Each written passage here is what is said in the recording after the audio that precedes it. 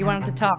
Yeah, so the reason I want to talk is because like a couple of times I've heard you talk about the fact that you wanted to go in a different direction, that you feel like some of the things or some of the ways that people in the politics community are like a little bit too strong in the way that they deal with political strategies. And then it also sounded like sometimes, and I could be misremembering this one because it was a longer time ago, but it sounded like you believe that we should have more of an appeal to populist ideals um and so I was wondering, yeah, what was is there like a new idea that you have or something that's kind of changed your mind on things, or what is the thought process there? Yeah, so I guess I'll start off by saying, I would like to have a different approach. I don't know if I'm right.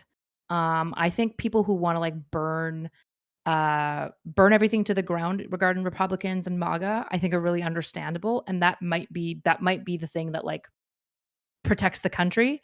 Because I basically do think that the country is, like, massively under threat. I don't know if I believe that Trump himself will be, like, the one that, like, leads the authoritarian. In fact, I think JD Vance is way more spooky. But I do think Trump has the capacity to, like, undermine our institutions enough that it sets up somebody like JD Vance to, have a concerningly long presidential run. Um, Especially because I think the damage to the institutions might not lead to, like, an authoritarian takeover immediately, though I do think JD Vance would be interested in that. But if you break down the institutions, it might lead to, like, the end of democracy in, like, 10 years, which is also really bad. Um, Tom, as a heads up, people are saying that your mic sucks balls, so I don't know if you're on your proper mic. It Oh. definitely doesn't sound like a sure. It sounds like a camera thing or whatever. So to be clear, some people are taking more of the, like, DEFCON 5 scorched earth approach with MAGA and Republicans. I think that's valid, to be honest. Like, that might actually be the correct strategy. I'm just not convinced. I think that, like, shaming and yelling at them and telling them that they're stupid is something that we've done since 2016, and I'm just not really convinced that suddenly it will start working when it wasn't working in 2016. In fact, it seems like what it did is it chased away a lot of, like, moderates and even some people that were probably actually left leaning that kind of got burned by a bunch of, like, the cancel culture stuff. And so that's my perspective, but I would never presume that, like, I'm obviously right. I could be wrong.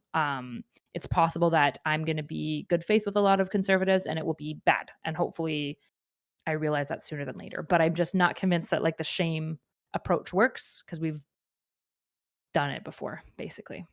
Is It's already been this done. And then regarding, like, my, oh, sorry, Well, I go was ahead. gonna ask, is this better? Does this sound better? You might have to just turn me up. Way better. Okay.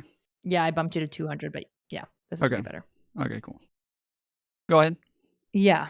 So, regarding my political position, I'm still building it. I'm gonna be left leaning. Like, I think your lean comes dominantly from your personality. I don't expect that I'll suddenly become conservative. I just think it's, like, in my blood to not be conservative. Um, yeah, I'm rebuilding it, but the election was kind of the moment where I went, the Democrats are, like, really off. They're like, they don't get people. My entire lead up to the election, like, working with, like, Democratic media strategy was, like, the most blackpilling thing ever. Where I think I straight up called Democrats colonizers multiple times, like, behind the scenes, because they just very much, like, wanted to be an alt media, but wanted to tell us in alt media spaces, like, what to do and what we should be like and what we will like. And I was like, viewers won't enjoy that. Like, you can do that, but they won't enjoy that. Um, and just to be hired to be a consultant that's just, like, not listened to, especially when it's like the advice that I gave was, like, sound, and every time I was like, "This is a really bad idea," it was, like, consistently a really bad idea. So, the election basically and the lead up to it made me very frustrated with Democrats. I very much felt that Democrats had earned the loss, but I did not expect the popular vote to go to Trump. And so once I saw that, I, I realized that my data input system was missing something because I just wouldn't have expected it, and that occurred. It was, like, so low on my percentage of something that could happen, that it did happen, and I was like, I either either a miracle happened or more likely my data input to prediction output system was broken, and I need to relook at this. So that's what I've been doing, is trying to refigure out like what I think and why I think it and where my sources of data come from and stuff like that. Well, so that's I think that that's, like, part of what I was hearing is that, like, shaming doesn't work. Obviously, there's a lot of different types of thought processes, and this is something that I spend a lot of time on, is, like, what actually convinces people? What is it that, like, people hear? And there's a lot of different things and different types of thought processes that people are gonna go through to try to change their minds, especially if they're being good faith. There's not one type of good faith thought process that people are using. A lot of it is going to be very tribal, or it's gonna be very, you know, uh it's going to be based on some sort of story that they buy into, or it's going to be, facts and logic, and, they're just kind of thinking their way through things. But when it comes to like the shaming game, I don't think that that's something that Democrats were particularly doing. I think that if we look at Republicans, they were just as much like shaming everybody and just going after everybody. Everything's woke. These, soy loser communist, like, everything. Trump was out there like picking nicknames for everybody and just attacking everyone. And there's never really this like outreach to the other side. It just seems like the other side wins by nonstop attacking the other people, and that a lot of people think the Democrats are a little bit weak because there's like half of them who are just nonstop attacking, and then the other half who are like, oh no, like no, they kind of are right in some ways, and we need to recognize this, that, and the other, and that it just makes Democrats look weak overall, whereas like all of the Republican Party is just attack, talk about how dumb they are, talk about how stupid they are, and that's what they won off of. I mean, I would disagree. I think what they won off of is promising change. And it sounds like everyone wants a change. People are extremely frustrated with the institutions, right? The economists were saying that the economy was fine for a really long time. And then, like, recently there's been data being like, oh, it looks like the economy is not so great, right? And also it was also like the GDP doesn't matter if people are in like rent crisis. Like they don't care that the GDP is great if like rent is 50% of their income. They don't care that we're flourishing and, we're making lots of money if you like are struggling to pay bills and there's massive wage stagnation. Right. And so I think Republicans worked off of, yeah, there was a lot of like shame games as well, of course. I would never be like, "Oh, Republicans were just so nice and we were mean." I think the issue is that when I'm talking about the shame game, I'm going all the way back to 2016, right? When I'm Mhm. talking about the Democrats have tried that, I'm talking about like 2016 till now. Like cancel culture was left led. And so when I'm saying the Democrats, it's probably worth as well being more cautious in separating these two things, because the Democratic Party versus the media veneer that left leaning camps wear are not quite the same thing. In fact, there's a problem in that the Democratic Party will wear kind of leftist veneer to be like cool and hip, but their policy is actually pretty moderate. So when I'm talking about the shame game, I'm not talking about in Congress what Democrats are doing. I think in Congress, Democrats have been by and large kind of abiding the social norms. I'm talking about in media, right? The way that people perceive them, which is that they were like I mean, look at like the way the left responded to Kyle Rittenhouse. Look at the way that the left responded to Destiny. Look at the way the left responded to Lindsay Ellis, right? Like literally just it's a nice girl. Like the council culture started on the left. And I think while there's increasingly a lot of liberals that were fighting against leftists, the reality is that we let tankies come in, create purity tests, and we didn't curb their actions soon enough to prevent the veneer of that. And a lot of the politicians would wear the veneer of being like very PC and very like purity testing, even though their policies literally just like weren't that, right? And so when I'm talking about like the shame game, I'm talking about like all the way back in 2016, which I really do think um, the left championed that. And while I think the right has also engaged in a lot of shame game, the reality is like Trump ran off of both, look how stupid these liberals are, but also, and I have a vision that is different for us. Whereas Kamala Harris was basically like, keep on trucking on, guys. Things are going good and we're going to keep on doing good. And it was like people were over it. People wanted and needed a change. And I think that's why Democrats lost, is they were not tapped into the populist sentiment of institutional frustration, which I think there's valid reasons for institutional frustration. I just don't think it's fucking immigrants, right? Yeah, I mean, I think that I agree with you on like yeah, the 2015, 2016 liberals and like left-leaning sort of SJW uh group of liberals or lefties like that was bad, and I feel like there's a massively different brand for Democrats today that is like pro institution and pro America, pro constitution, pro like all of the things that Republicans seem to virtue signal that they're in favor of. That I Mhm.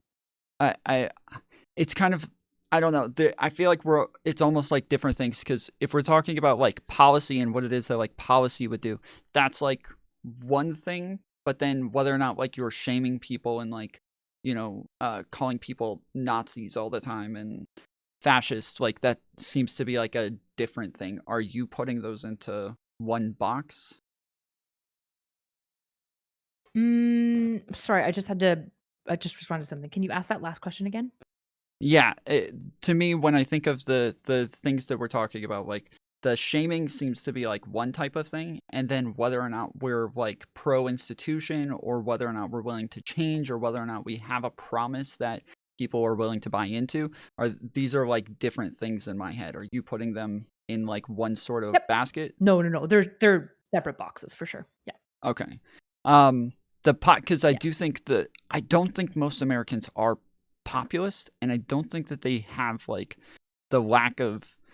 Um, I don't think it's when we look at like a lack of trust in our institutions. I don't think that it's like a populist sort of lack of trust. I think that it's something like the fact that Donald Trump can get elected for a lot of people is going to give them a lack of trust in the institutions, or the fact that Donald Trump isn't going to get impeached after breaking all of these like laws and norms, that he'll still be president afterwards. This will give people a lack of trust in the institutions. I think that there's very different like types of lacks of when it comes to lack of trust in the institutions. I think they're very different types of uh like lack of trust, and some of it is populist, but some of it is like, hey, these institutions aren't being utilized the way that they're set up to like have fail safes, and we need to actually put people in place who are actually going to use them the way that they're supposed to be used. Sure. I guess I'm trying to understand what you're saying. So you don't think the institutional distrust is born out of a populist approach? Could you maybe explain? I think I'm not understanding what you're saying I here. don't think it's necessarily. So I think there are some people who are going to be more populist, right? Obviously, there's a lot of people Mhm. who have like populist sentiments, especially on the right, are growing. And then we have like the left factions that are going to be the Bernie Sanders, AOC sort of factions that are going to have a populist sentiment. But then I think the majority of like liberals and Democrats, their distrust of the institutions are coming from the fact that Donald Trump can go and call Zelensky and threaten him by withholding aid from him, then go through an impeachment process and nothing happens to him. Or he can encourage people to engage in January 6th, and then they go through the impeachment process, and again, nothing happens to him, and he's able to win another election afterwards. This gives pretty much everybody a distrust of that institution, because why is he still there? That doesn't make sense. We have everything set up to get rid of a guy like this. For some reason, he wasn't Yeah. gotten rid of. And so I think that a lot of people trust the institutions that are there, but they don't trust the way that it's being utilized, whereas other people just don't trust the institutions overall because they think that they're broken or that they don't Sure. work. Yeah, yeah, yeah, and I think you're tapping into something, right? Because, like, the problem is that whenever we're talking about politics, right, it's an incredibly heterogeneous group of people we're talking about, even when we're talking about left, even when we're talking about liberals, we're talking about a very heterogeneous, right? The amount of people, for example, that are very politically informed and talking about their distrust of institution is probably, like, 10%, if I'm being really generous, whereas, like, most people who distrust the institution are like more so getting their news from like TikTok and like a couple of things, and they're just like feeling some sort of way. So I would agree with you that probably a lot of the increasing liberal distrust of institution, not leftist, but liberal distrust, is born on this sense of failure of the institutions to prevent something like this election from even happening in the first place. I would totally agree with you. But I think, for example, the Republican distrust of the institution would be born in a different area. For example, some Republicans, I think a lot of their distrust is born actually in like the thing that happened with Tulsi Gabbard, where Google kind of just like nuked her primary runs, even though she probably wasn't going to win long term. That was like kind of just crazy that Google fucked her like that.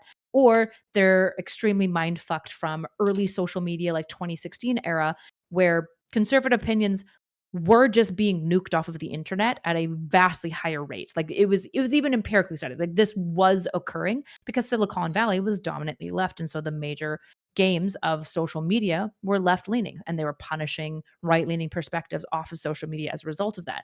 Right. So I think a lot of distrust for Republicans come from kind of that cancel wave that occurred on social media.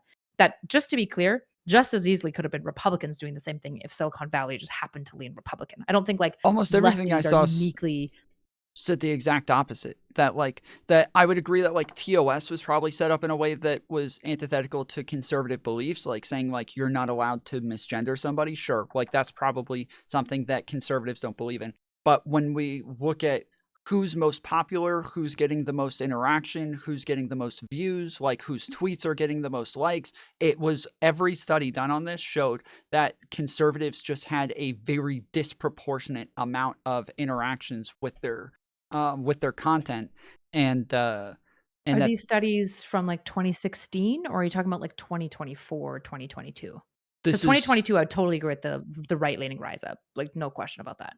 I I bel I'm not sure actually because it's Oh, again it was just everything that I saw the entire time. So I'm not I feel like there were just like mountains of studies and every single one that ever came out said that that was the case. Though there were only things that showed that like conservatives might be more likely to get banned.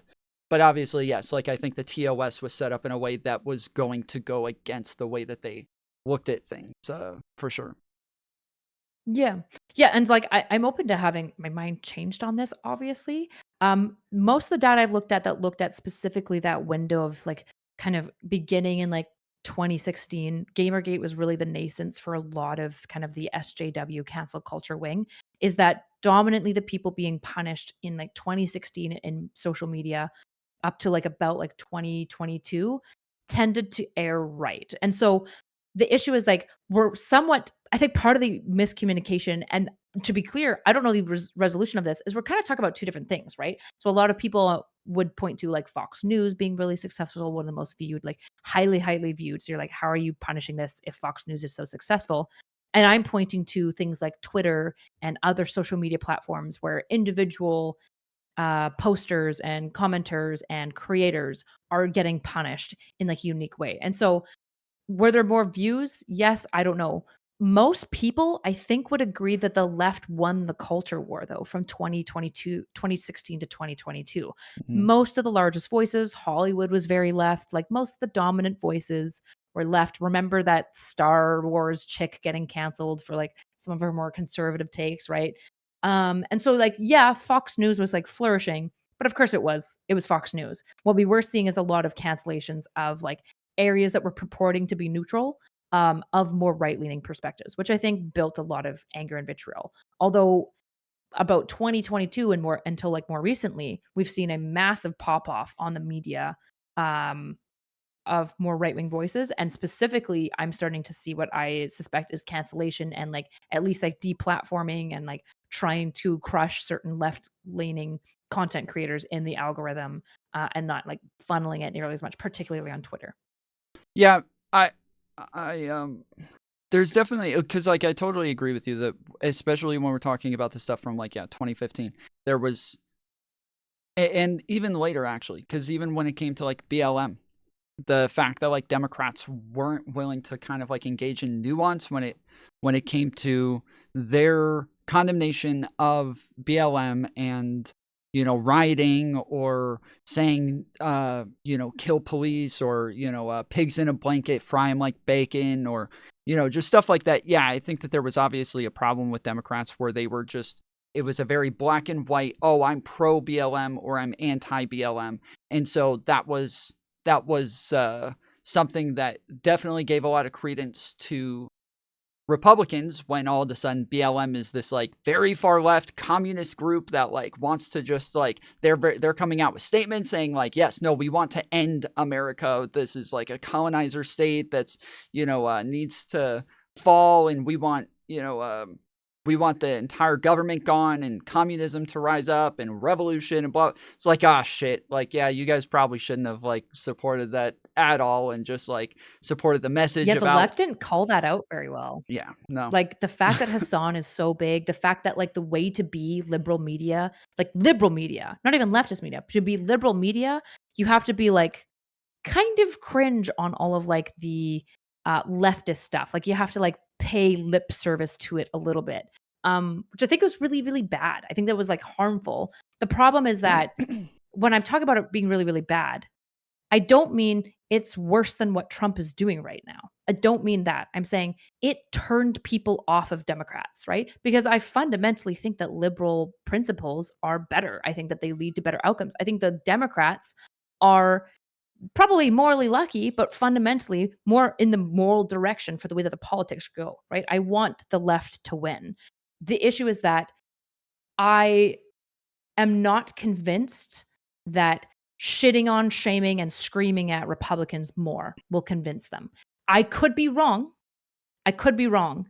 But my one concern that I have when I hear people talking about this is it feels like I'm increasingly hearing even like liberals, which somebody linked the Slate Star Codex, like there aren't two X parties. There's kind of like that third homeless party, which I agree. I think that there is this third homeless party where a bunch of us liberals weren't leftists. In fact, you and I probably spent a large portion of 2022 fighting with leftists because they were, as I'm sure you agree, fucking annoying and shitty people a lot of the time. They were garbage. The problem is that our broad culture still felt the need to pay lip service to it, right? And not have any level of like nuance. And I think that was really bad. It nobody felt comfortable talking about male issues. We lost men at like a 16-point difference between Biden and Trump this year. That's Mhm. crazy. That's like crazy, crazy. We even lost on women, young women. And so it's like something happened that made a group that did win the culture. It just did. And I don't know why we would rewrite this. We did win the culture. We didn't win boomers, but we were never going to. We won the under 35 culture. And all of a sudden, now we have Trump leading, and increasingly, young culture is going right.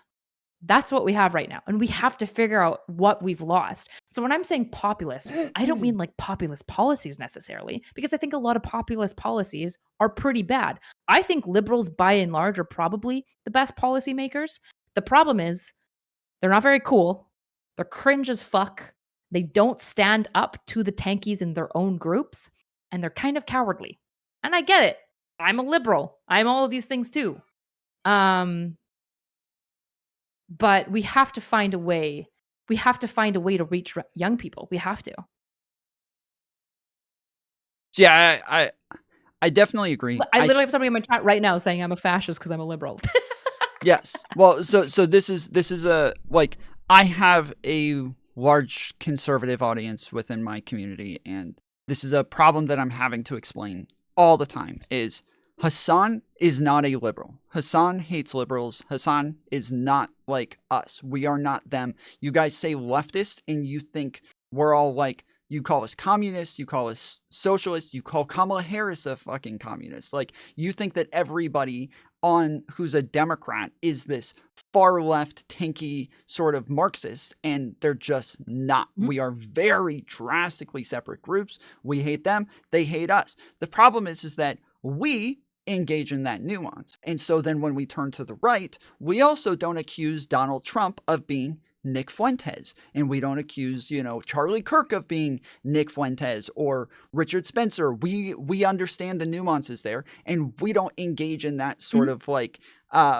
very black and white sort of thought process. But because they do, they are able to paint us in this very negative light.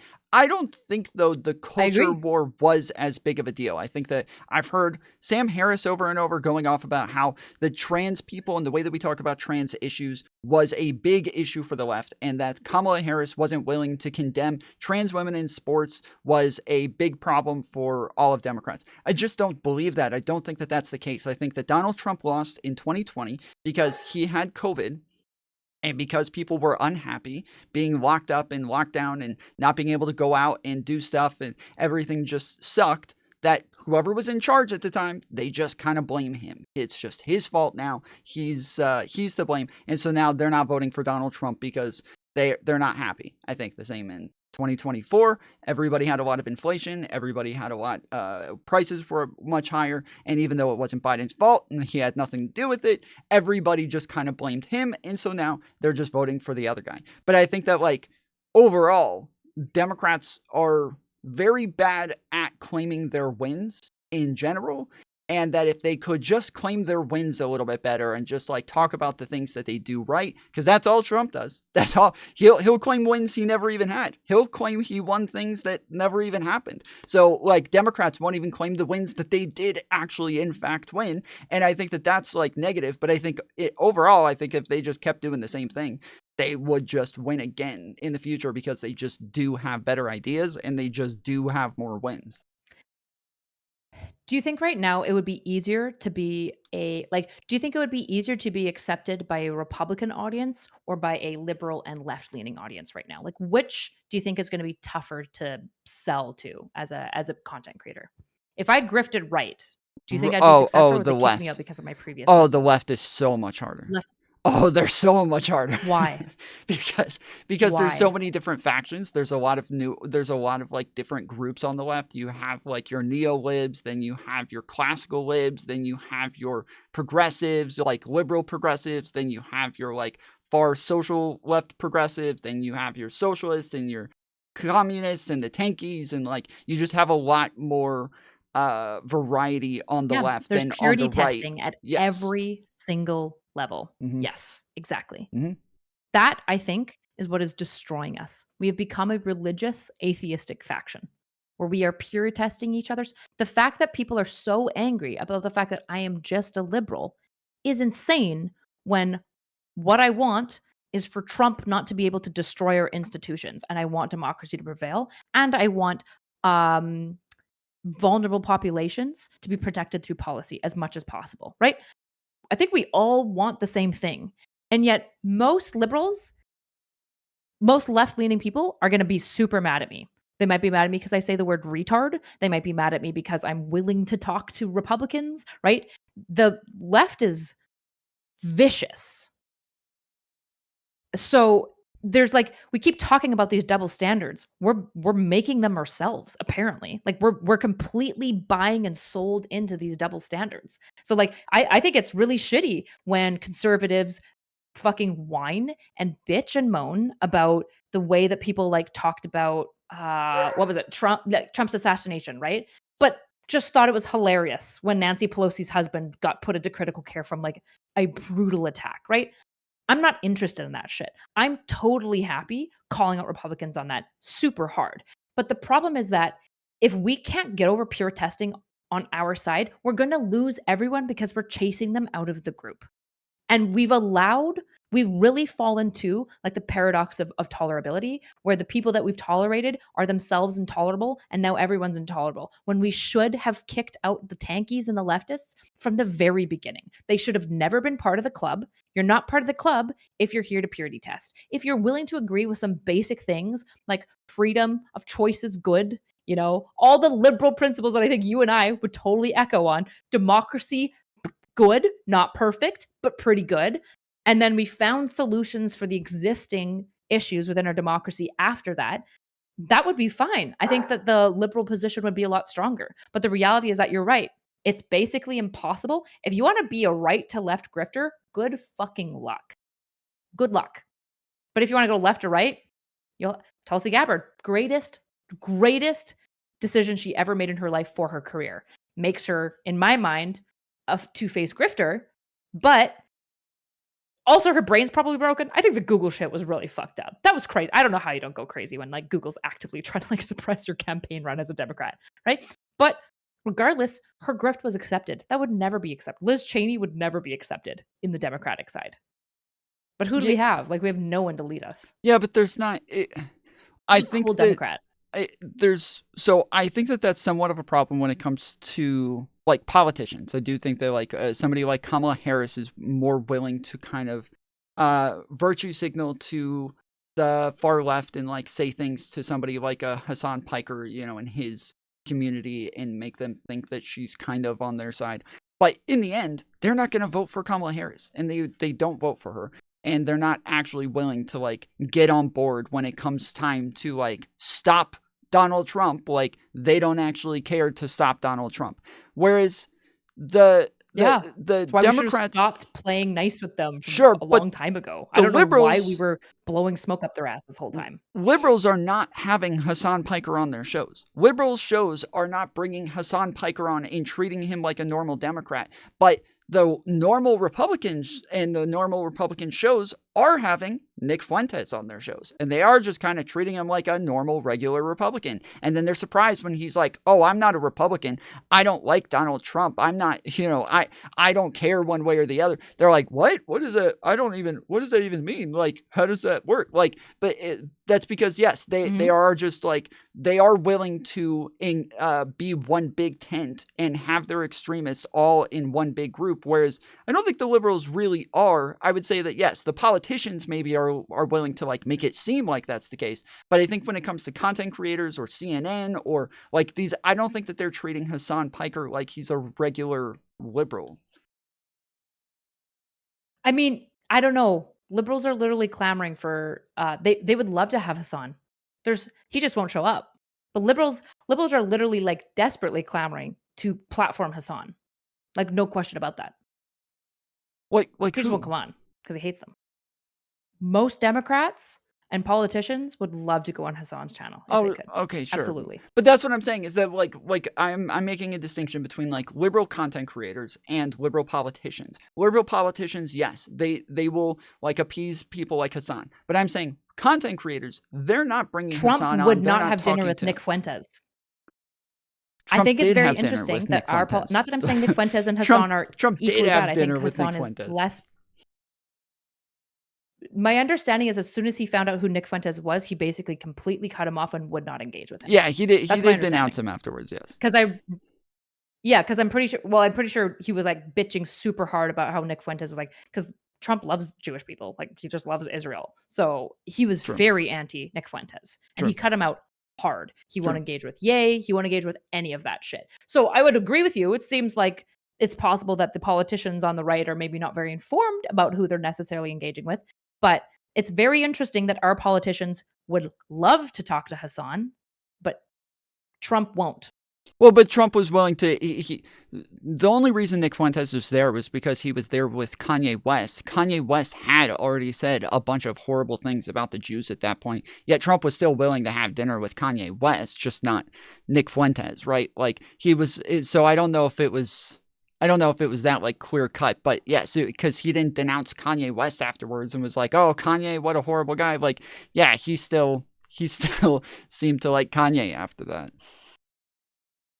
I don't know if I would say he liked Kanye. I don't think he denounced him as aggressively as Nick Fuentes, but I'm pretty sure he said like pretty clearly that he disagrees with all of that anti-Semitic shit. That's what I remember, right? I'm pretty sure he just very strongly was like, yeah, I don't fuck with this shit, which is why the Nazis got super mad at him. Yeah, sure. He also thought that there were very fine people on both sides, but he did also denounce them. So yeah, sure. I'm not here to defend. I don't like Trump, right? What I'm trying to say is I get it. The liberals have a problem. The left has a problem, and I'm not convinced that we're being honest enough with ourselves to solve it. But I want us to, because to me the stakes are really dire. Like, God, on this weekend, oh fuck, I don't know what I can talk about. When I was in DC, I met people that were like pretty close to like the Peter Thiel situation. They had left it. And it more than anything else cooled my blood being like, these people are smart. Like the Peter Thiels, like these technocrat guys that have like their teeth sunk into Trump. I don't think Trump is overly smart. I think Trump is very much a narcissist and he wants to feel good. And how he feels good is by people bringing him gifts and telling him he's a good boy and doing what he wants and punishing the shit out of his enemies. But it's not Mhm. even obvious to me that he's that hard trying to amass power anymore. It seems like right now he's mostly trying to punish his enemies. Peter Thiel and that group are terrifying. They're terrifying. And so if we cannot as a group figure out some bottom line hard lines like we don't engage with terrorist propagandizers. We don't do that shit. That's not liberal. We don't do it. We're not for terrorism ever. Also, rape denial on October 7th. No. Not fucking happening in this party. And then also being strong and standing up for like what we actually believe in. But the problem is none of our politicians can do that because if they say the slightly wrong thing, everyone's going to be like, "Oh my god, it's so annoying that, Gavin Newsom doesn't want trans women in sports." It's like, "Well, he probably wants democracy." I don't know what's a higher priority. I disagree with him about trans women being in sports, but maybe we should pick our priorities right now, guys. And if you don't want to pick your priorities, that's fine, but I guess you're really not that worried about it. That's basically where I'm at. We need to be extremely aggressive and loud, and we need to crush purity testing out of our space, or we're just going to chase more people out of the group. And if we think that we're right, if we think that we have like the more moral political system, then there's nothing more important. It's it's kind of funny because it sounds like you're saying we need to purity test people more to get them out of our space so that we have like a more Purity testing is cohesive not saying group. terrorists are bad. That's not the same thing. No. Well, I'm saying that there's people, even regardless of like the terrorist stuff, there are people who are like, populists who are like unwilling to vote for Kamala Harris because she's not pro-Palestine enough, or because she's too pro-capitalism, or because she still wanted the status quo, so they're Fuck 'em. just not even going to vote Then for fuck 'em. Kamala. Yes, that's what I'm saying. So this is my thought process. It's like, yes, we It's not need purity to. test. They're still in the club. They're still left leaning. They're just not going to vote for us. We can't worry about those people necessarily, right? What we can worry about Well, but is no, but like because making inviting the separation. CNN just had Hassan on. He's a terrorist propagandizer. There is no excuse for that. There is no excuse whatsoever for that. It's insane. The DNC invited him there and gave him a skybox. No excuse for that. So I'm not talking about purity testing because purity testing is litmus test is like, are you good enough? I'm saying there are some non-negotiable principles that we have to have. Terrorist sympathizing and propagandizing probably should be outside of the lines of like what we're willing to work with. That doesn't mean you never work with Hassan, because if Hassan goes, you know what, guys, probably shouldn't have put the terrorist propaganda up. I'm sorry. Maybe we're more willing to work with him. But like this is not the same thing as being like, oh man, she didn't say like all these right things that I want her to say, so she's actually evil and we're going to chase her out of the liberal club and we're going to harass her and we're going to call her college and we're going to call her friends and we're going to swat and dox her because she's not quite good enough, right? Sure, but they also kicked Hassan out and took his pass and like escorted him out of the They building didn't and kick him everything. out. I was there. They literally gave his pass No, to no, a no. VIP and then offered him another spot to go to that was also VIP. He didn't get kicked out. He had a Oh, bitch did he? fit and left. That's what happened. Yes, he didn't get kicked out. People were clamoring. I had multiple people come up to me, like different congressmen and senators, after like interviewing with us, being like, "Do you know where Hassan is? Like, is there any way I could like get connected?" And I was like, "I have no connections to Hassan, so like, unfortunately, I'm not the medium by They, which you can do I, that." I, But I like, did hear yes, that, everyone wanted to work with him. but they did come and take his pass. Like they did. They came up and took his backstage pass to where he wasn't allowed at. They took his media pass to where he, like, they did it They on took camera. not They his came media up. pass. They took his specific where he was sitting was where a bunch of dignitaries and like VIPs were. They took that pass. Okay. And they gave it to they gave it to a dignitary. I can't remember which person they gave it to, but they gave it to like some congressman or something. Okay. Yeah, I thought They that didn't kick him out I because immediately after there were multiple people asking if they could go on a stream with him, like politicians. okay. Yeah, but that is I am. So yeah, I am saying that like the Imagine if Nick Fuentes was there. And Well, they yeah, didn't Nick just full Fuentes on does revoke get all of his yeah, passes. they do kick him out of stuff fairly often as well, yeah. Yeah, Um, he cannot be at the RNC, that's for sure. yeah, I am saying that, like, And yes, just to like be clear, the bottom's in hell. Like, the fact that, like, they can again, Nick Fuentes is worse than Hassan. I wanna make that super, super clear. These aren't one-to-one analogies. Nick Fuentes is objectively worse than Hassan in every single way. right, So, the RNC rejecting him and the DNC not rejecting Hassan are not one-to-one right, equal. I think it's much more reasonable to be on the fence about Hassan than about Nick Fuentes. My right. concern is that we are still being held hostage by the leftists and by people who won't even vote for us. And we're still trying to like bloviate for them. I don't understand why. Okay, so I'm saying that the branding for liberals is bad. And a lot of it is bad because a lot of our branding is wrapped around what somebody like Hassan would say, but we wouldn't say. And so we're kind of like pigeonholed with a bunch of Hassan's beliefs when we don't believe those things. And by far the majority of like liberals do not believe the things that Hassan believes, but we're pigeonholed with being Marxists and communists and, you know, BLM extremists and crap like that. I am saying, yes, like there should be a distinction between those two.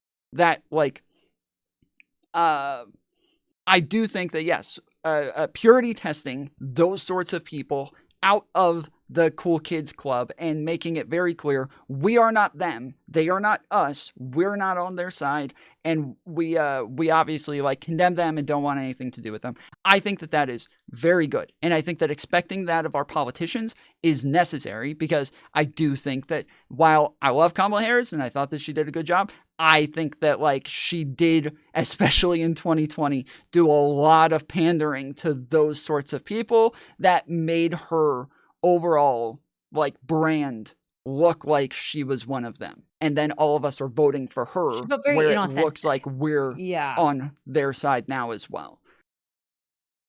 I mean, Kamala Harris, I feel like, probably had a situation as well. I mean, she had the Biden team doing most of her PR when, like, she's more of, like, like, she's always been more AOC stroked. Like, she just is more left-leaning, and unfortunately, I think what happened with Kamala, a lot of it is also just, the wrong team for the candidate. Like, I think the team that was around her was very hoity-toity, very old school lib, very old school Democrat, and she just isn't actually that. She's like likes to drink wine and make a couple of like border edgy jokes for a politician, right? And she unfortunately had a team that was very like prim and proper and like, you know, you don't wear jeans to work type individuals. But I think that was part of the So I feel really plan. bad. I think that was the idea. Like No, even I do. AOC I has think it been was bad. moderating, and I think that like AOC has become more and more acceptable and been capable of engaging with Democrats in a more pragmatic manner. Whereas I think that that was the same thing for Kamala Harris. Is like, hey, in 2020, you guys all there was like 22 candidates on stage. 20 of them thought that being this hardcore progressive Bernie Sanders sort of candidate is what the Democrats wanted. And obviously, it became very clear that it was a Pete Buttigieg, Joe Biden sort of candidate that everybody actually wanted. And you guys failed miserably. So we're going to bring you onto the team, and we think that you could do really well in the future. You just have to move in this direction and become more of a Joe Biden, Pete Buttigieg sort of candidate. And I think that that's what she was doing. I But think she that she was wasn't. well, I think that her branding was already hurt by the But things she from 2020, and organically she needed to condemn those things.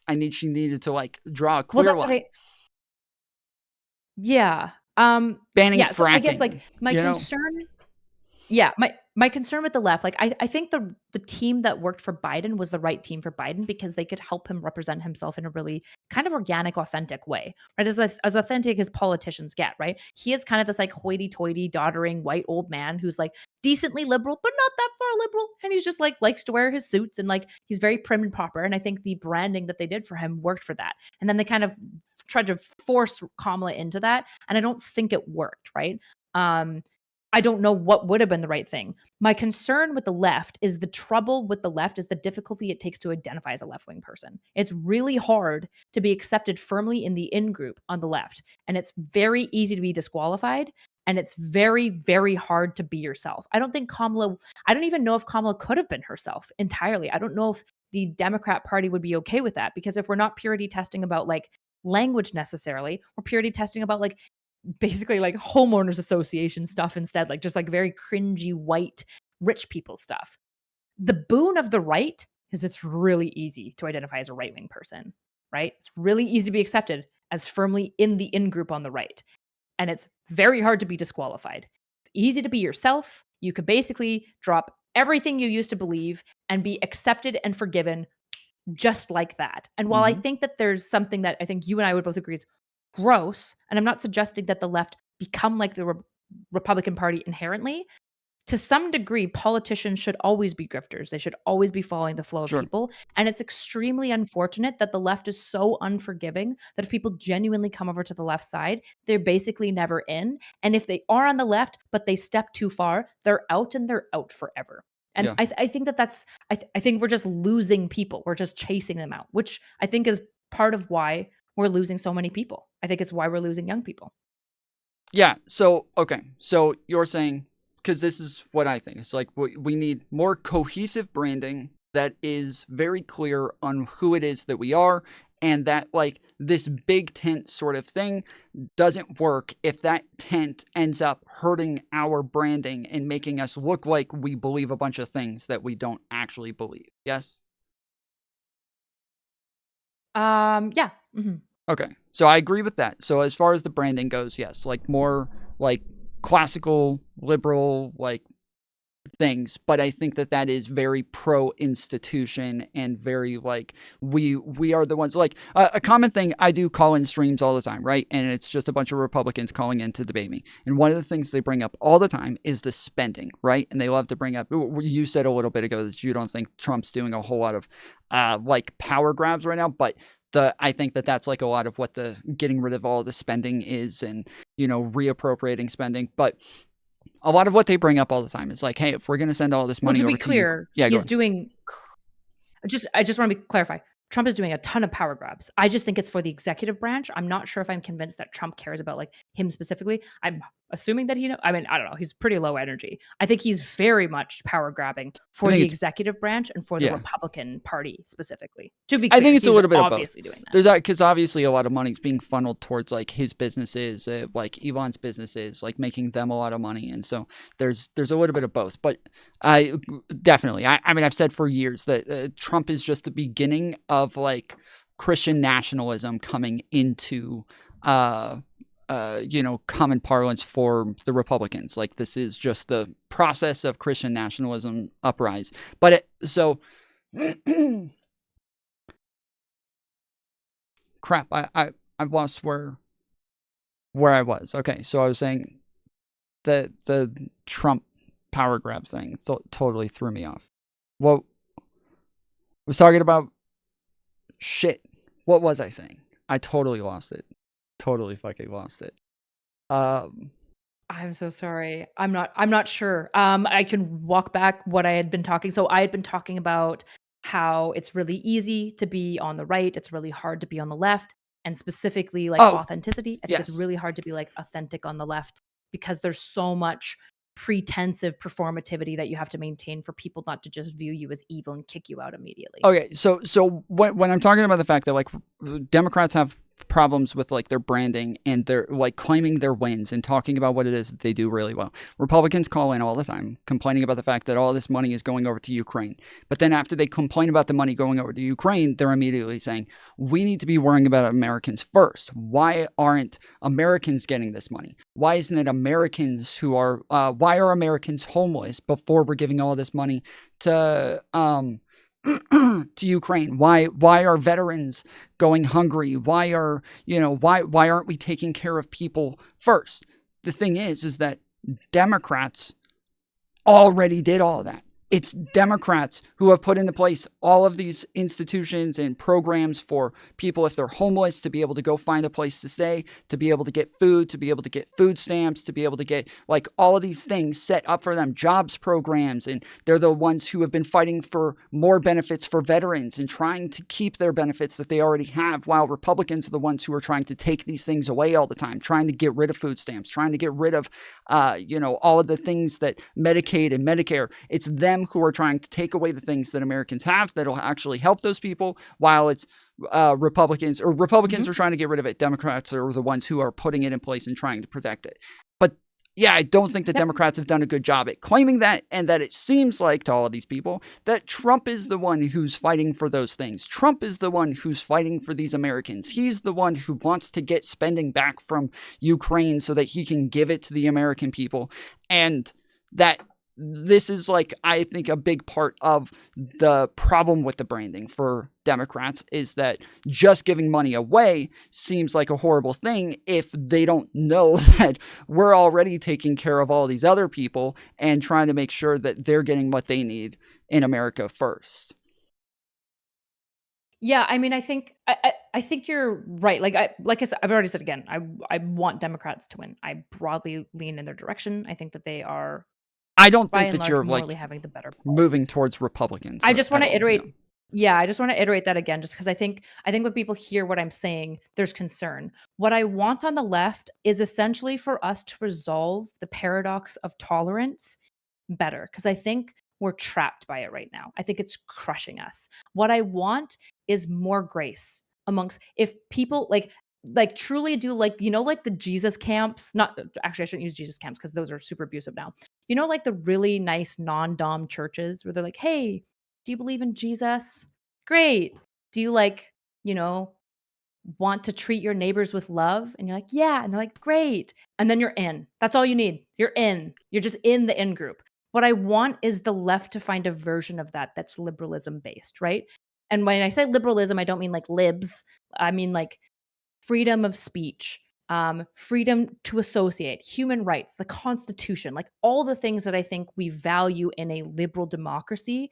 Those should be our litmus tests. And people who want to rip away rights from other people, not really included. At least when they're talking about that stuff, we just have to firmly be like, yeah, no, we don't fuck with that shit. I'm not saying that Yeah. we can't spend time or that you can't platform these people. I'm not asking for a deep platforming, but barring those things, if somebody agrees with all of these tenets, that then we have grace for each other. Like, I genuinely think that poor Kamala couldn't be herself because I think she was further left than she actually is. And I think she was a little bit more outspoken and edgy. And I think a lot of older, more, to be honest, still implicitly racist liberal people wouldn't have voted for her because they wouldn't have liked that. And I'm sick of that. I'm tired of us having so little grace for each other that we can't even collect enough to be like, maybe, maybe democracy is good and we should fight for it. That's what I'm really tired of. Whereas it seems like the right has been able to collect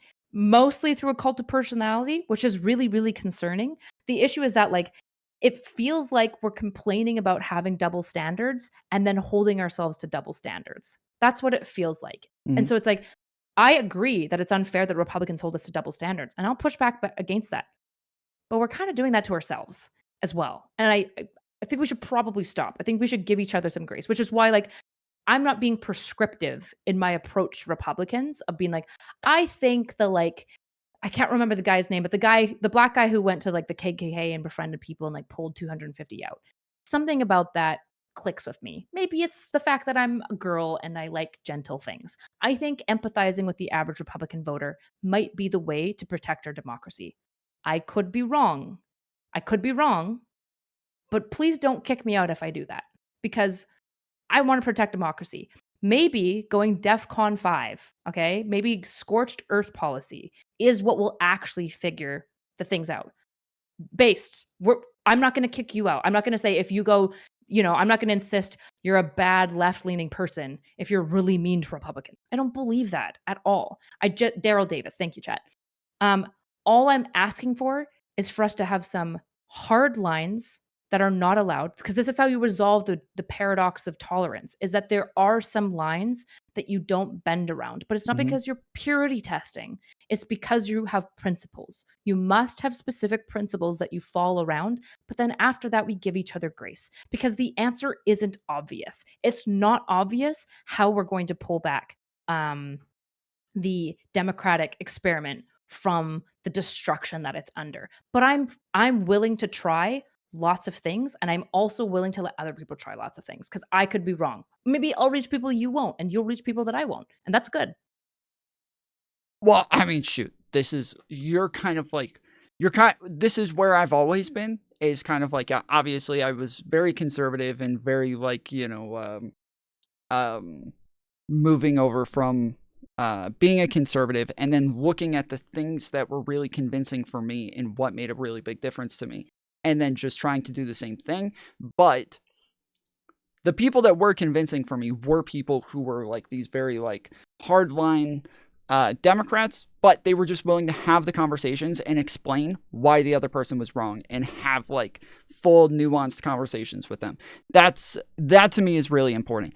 The thing that like obviously I get in trouble for a lot is that I will engage in the nuance and then say, no, no, no, no. Republicans are correct here, though. Like, this does make sense. Kicking out Al Green, it just does make sense. They had to kick him out. He's screaming and yelling over Donald Trump. You can't expect them to just let him yell over Trump the entire time. He has to be able to give his speech. I'm sorry. They just have to kick him out. It is what it is. But then when you compare him to Marjorie Taylor Greene, well, Marjorie Taylor Greene is different. She's yelling at Biden, then Biden turns and yells back to her. Then she yells back at him. Then he yells back at her. They're having a back and forth. That's not what happened with Trump. Trump completely ignored Al Green and just kept talking, and Al Green kept yelling over him. Marjorie Taylor Greene would stop, allow Biden to respond, and then she would yell back at him. It's a totally different scenario. She's not going to get kicked out for that. It's just not as like it's not as big of an interruption. That sort of like, that is not playing the team sports that a lot of people want me to play.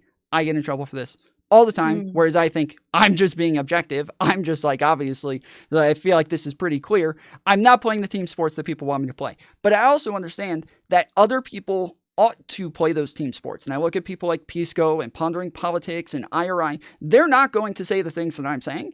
And I totally get it, because other people need that. And they need the like cohesive feeling in one group with people that's really going to like make them feel better about their current circumstances. Yep. Whereas that's not what I'm doing. If you want to like have like a more objective conversation about the facts and like about fairness and what's right. And you shouldn't be kicked out for it. You shouldn't be kicked out for it unless you want to rob people of their rights. Like, if you start advocating for putting Republicans in gulags, I'm probably going to move towards kicking you out of the left. We don't put people in gulags as a liberal Democrat. We don't do that shit, right? But if you, by and large, believe in democracy, you want all these things, I just think that that's good. I think what's tough, like the wins thing that you're saying, like Democrats never own their wins very well. I don't know how they do. Imagine if Biden said, look at all this good stuff I did for homelessness. You know what the immediate response from the left would be? Wasn't good enough. Mm-hmm. Could have done more. Oh, I'm aware. That's genuinely, that would have been the reaction. Oh, yeah. Right? And so what I'm saying is that, like, if we can't unify with a through line, we're cooked. Because, in the Very High School Musical, we're better together. Even if we're disagreeing about lots of things, we're better together if we can all agree at the through line. Mm-hmm. It's sad, but everyone's screaming about my lights. Chat, I can't fix the overexposure. It's either the lights are on or off. Okay. It's Discord. There's nothing I can do. It's being processed through software that I can't control. Thank you. Okay. If somebody wants to invest in lights that I can turn up and down, feel free to send me money. Anyway, Is it really I'm getting spam of that? Are you doing it through OBS as like a No, it's just my Brio right here. Whatever software processes my Brio, I can't fix it around. And so my exposure is really high, because typically when I stream this Brio, I just filter it with a bit of a dropped exposure and I bump up the gain a little bit. But I can't do that on Discord. Are you using two different cameras, or are you using a virtual cam? One camera that I deactivate and then reactivate to switch between OBS and Discord. Do you know how to use the virtual cam? I didn't know how to do this. It is a fucking... Okay. I do. I just hate it. Oh, really? Yeah, I was going to say, because you could, if you're using the virtual cam, just change it on OBS and it would fix it for you. It tends to overload. My computer just gets overwhelmed with the OBS and Discord, and then on top virtual of that, cam is rough. It just craps out. Yeah. Okay. But yeah, I think if we could celebrate our wins, that would be awesome. But I think because we have such a purity testing culture, wins aren't allowed. Like, you're Mhm. not allowed to win as a Democrat. Mhm. Like, Biden can't really celebrate his wins. His bipartisan immigration bill was awesome. It didn't go through, but, like, they were trying to celebrate it, and most of the response from the left was like, "It's too harsh. It's not good enough." And I'm like, first of all, we have to change our asylum seeking status. It has to change. It cannot be the case that you just come and be like, I'm blow up Saudi spaghetti." And they're like, okay, come on it. That cannot be how we do asylum, right? It was a really good bill. It was a really, really good bill. And the main response from the left was, not great. Don't like this. And unfortunately, as I'm sure you probably experience, most normal, reasonable people aren't online screaming, right? Mhm. Most liberals, I understand, most left leaning people aren't falling in our camp. They are full of grace, they are decently chill. The problem is we have a very loud minority that we continue to acquiesce to, that we continue to like duck our heads and our tails to be like, "I'm sorry, you're right. I probably should have had like slightly better language," rather than being like, could you give me the benefit of the doubt and assume that I'm not like just the super hateful person? Like, just try it. Yep. Just try it. We don't have that. Yeah. Okay. So I wanted to understand the purity testing part. I think I got it. I want to move to like what that brand is that we're like actually moving towards, but it does still sound like we're saying we do want a purity test. We just want a purity test like the people who aren't going to represent this brand well. We want to we want to purity test them out because there is a brand that we want and we want that to be represented well. Is that correct? Yes, I think so. I'm sorry. I'm slightly You're getting you're distracted okay. by Nick, but I I think can you summarized me correctly. okay. Yes. So I'm just saying that we are purity testing some. It's just to make sure that we have a brand that is actually represented well. Yeah. I think if you call having unifying principles purity testing, I think you're doing a disservice to what unifying principles are. I'm saying, Unifying well, I principles are think not it's the the same thing same. as I purity think it testing. is the same. I think that if once we have the principles, we have to separate ourselves from the people who don't have those principles. That just is purity Sure. testing. But I don't. Yeah, it might just be like a semantics thing. But to me, um, it is what everybody's Yeah, doing, it's where they more feel like like they have the the principles, and then they're separating themselves from the people who don't have those principles. psychology in my mind, and I could be wrong, that like when I picture somebody who is purity testing, or even myself, because I'll just talk for myself. I've purity tested in the past too, right? Like everyone is guilty of this as well. The mood and energy that I am in when I am purity testing, and most people are in, is like nitpicking. It's like your mom being like, straighten your belt a little bit more.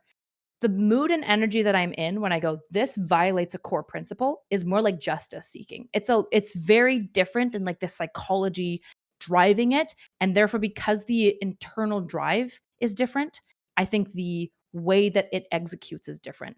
And this is why I'm nervous. So if you want to just call it purity testing, just like about principles, Yeah, I don't care I about can the semantics of I it. don't need I'm to be more so just semantic-y. saying, My main concern is the mindset. If the mindset is nitpicking at each other, that's not it.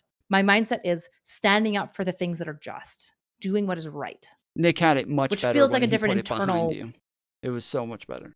He had it like Yeah, perfect. I agree. It was way better when it was back there, Nick. It was way better when it was back there. Okay, whatever. Um, So distracting. but the okay, so I agree. Like yes, like that is like the type of people that like we would want to separate ourselves from so that we have a brand. Now I want to talk about like what that brand is because when we talk about like appealing to populist sorts of people, I feel like to me that is very off brand. I feel like the populism is these institutions don't work, they're broken. We need to like kind of be almost anti-constitution and anti like the Mhm. FBI, anti the democracy, anti all of these things that I think, well, I believe our brand is pro all of those things. And so we don't really want to have that like populist bent. So I guess I would challenge with this. I think liberals are very capable of nuance. I think that there is ways that we can acknowledge major institutional failings without falling to basically conspiracy brain. Like we don't like our brains don't need to fall out of our head just because we're being a little bit more populist, right? Do you know, I talk about this guy now all the time because I listen to him constantly. Do you know Ezra Klein? Mm-hmm. Ezra Klein, Sam Harris is another good example. They both have very astute criticisms of the institution. They have very good ways of giving language to it, that I think is something that we can all probably get behind. So when I'm saying populist, I'm not saying government bad, hoorah, we shouldn't trust the institutions at all. What we should say is, you know what? We should audit the government, but I don't know if I trust like the super billionaire man child who constantly cries because people are mean to him on Twitter. I don't know if he's the guy that we trust for that. But government auditing is not a bad idea. There probably just is a whole bunch of policy and bloat that's old and could get improved, right? California, Ezra Klein did a big piece on the California housing crisis and why it is the case that California cannot house people, but Houston is, right? What's going on here? And it's that there's a lot of liberal bureaucracy that's aimed at like different renters protections and all these things, which sound really nice, but result in basically it is impossible to build in California. So there probably should be an auditing there being like, which of these are actually valuable, right? Mm-hmm. So I think an audit, for example, is really good. It's not necessarily institutional. It is very populist though, right? I think it's also warranted to say something like, well, most institutions like Yale and Harvard are elitist and they do look down on the common man. This is just true. It doesn't make their science bad, it just makes them obnoxious and we don't like them, right? It is true that there is a massive issue within peer review journals. How, if you get a positive finding, you're more likely to be reported on. If you have a big name, you're more likely to get funding. There's a whole problem in institution of like which science gets reported and repeated, which has led to a massive replication crisis, right? And an undervaluing trust in the institution because we haven't been controlling ourselves well. So there's got to be a way to make these sexy and laconic and critical without abandoning and saying, yeah, we should just like throw the baby out with the bathwater. Because I don't want to throw the baby out with the bathwater. I think anyone who thinks that they could do the DOJ better than the DOJ right now is crazy. But there's probably an audit within the DOJ that can improve the efficiency of the system, that can make it more fair to people. That's probably true. There's probably nepotism that could be rooted out. It just does happen. We should probably look at that. These are the things that I think are valid, of the left and the right, that we don't really contend with. Um, Maybe I think that those like checks and balances are currently in place. Like we have the processes to audit these things already. They're already like there's lots of hierarchies in place. There's lots of ways to like remove people or reprimand people, hold them accountable. These things are all already existing. If maybe they're not working, like they like we don't think that people are actually following the processes. So like when I'm talking about impeaching Donald Trump when he's obviously like engaging in some of the most like immoral behavior we could imagine from a presidential candidate, that he probably should have been impeached. There's something wrong there when that process doesn't work the way that it should. Sure.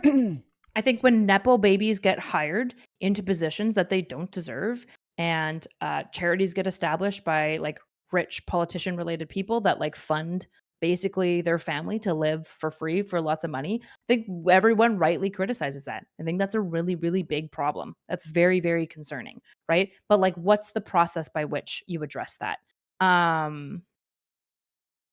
Yeah. And just to be clear, because a bunch of people are now worried that I'm pro Doge. I'm not pro Doge. I think Doge is I think Doge is the most awful thing to threaten our democracy.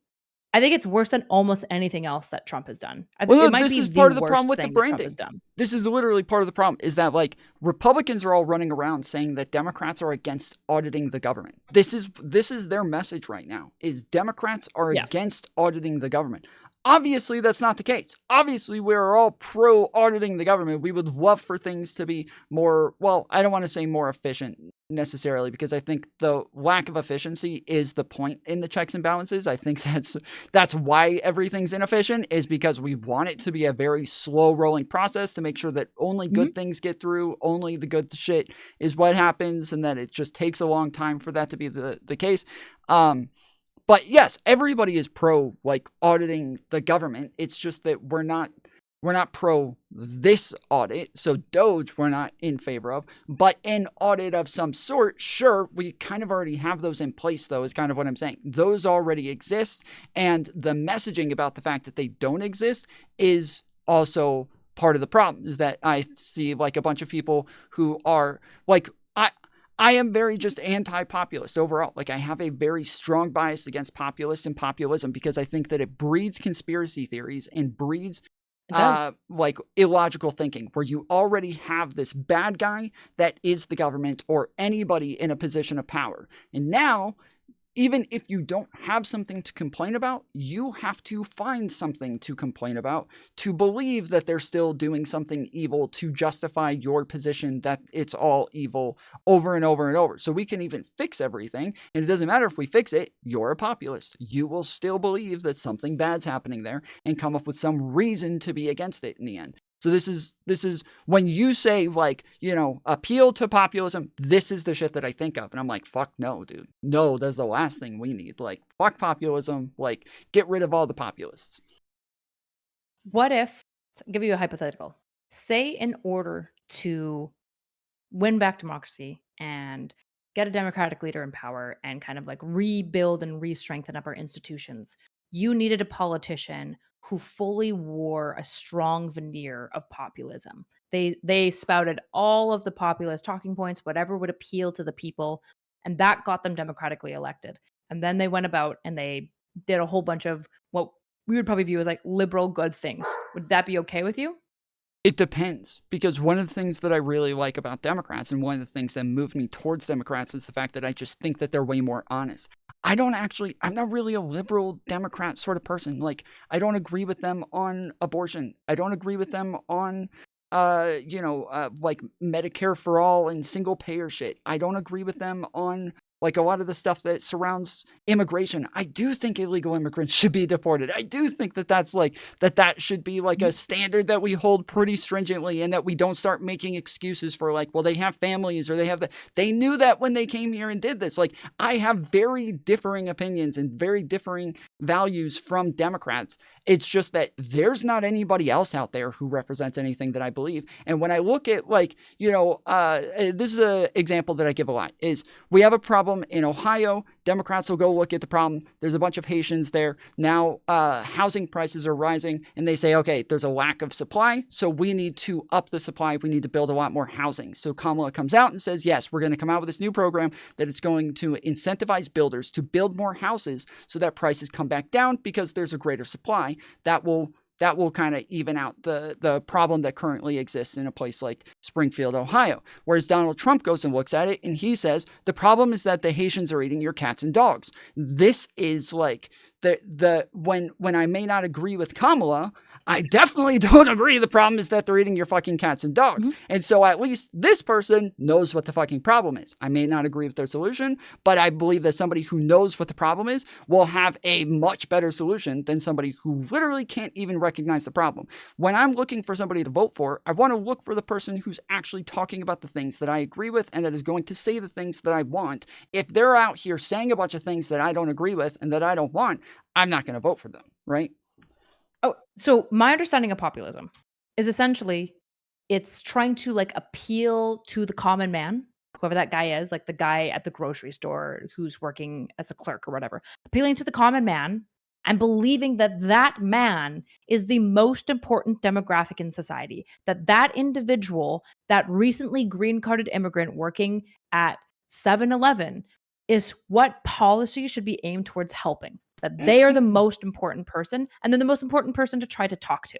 That's my understanding of populism. Kind of. And so I not like it's a little bit different. I came out with a documentary about like Candace Owens and why she got fired from the Daily Wire, and a big part of it is that like this populist rhetoric is rising over there, and so it starts to get more and more extreme. And it's over on Terminally Online Media, a totally different channel. Great documentary. Go check it out. But the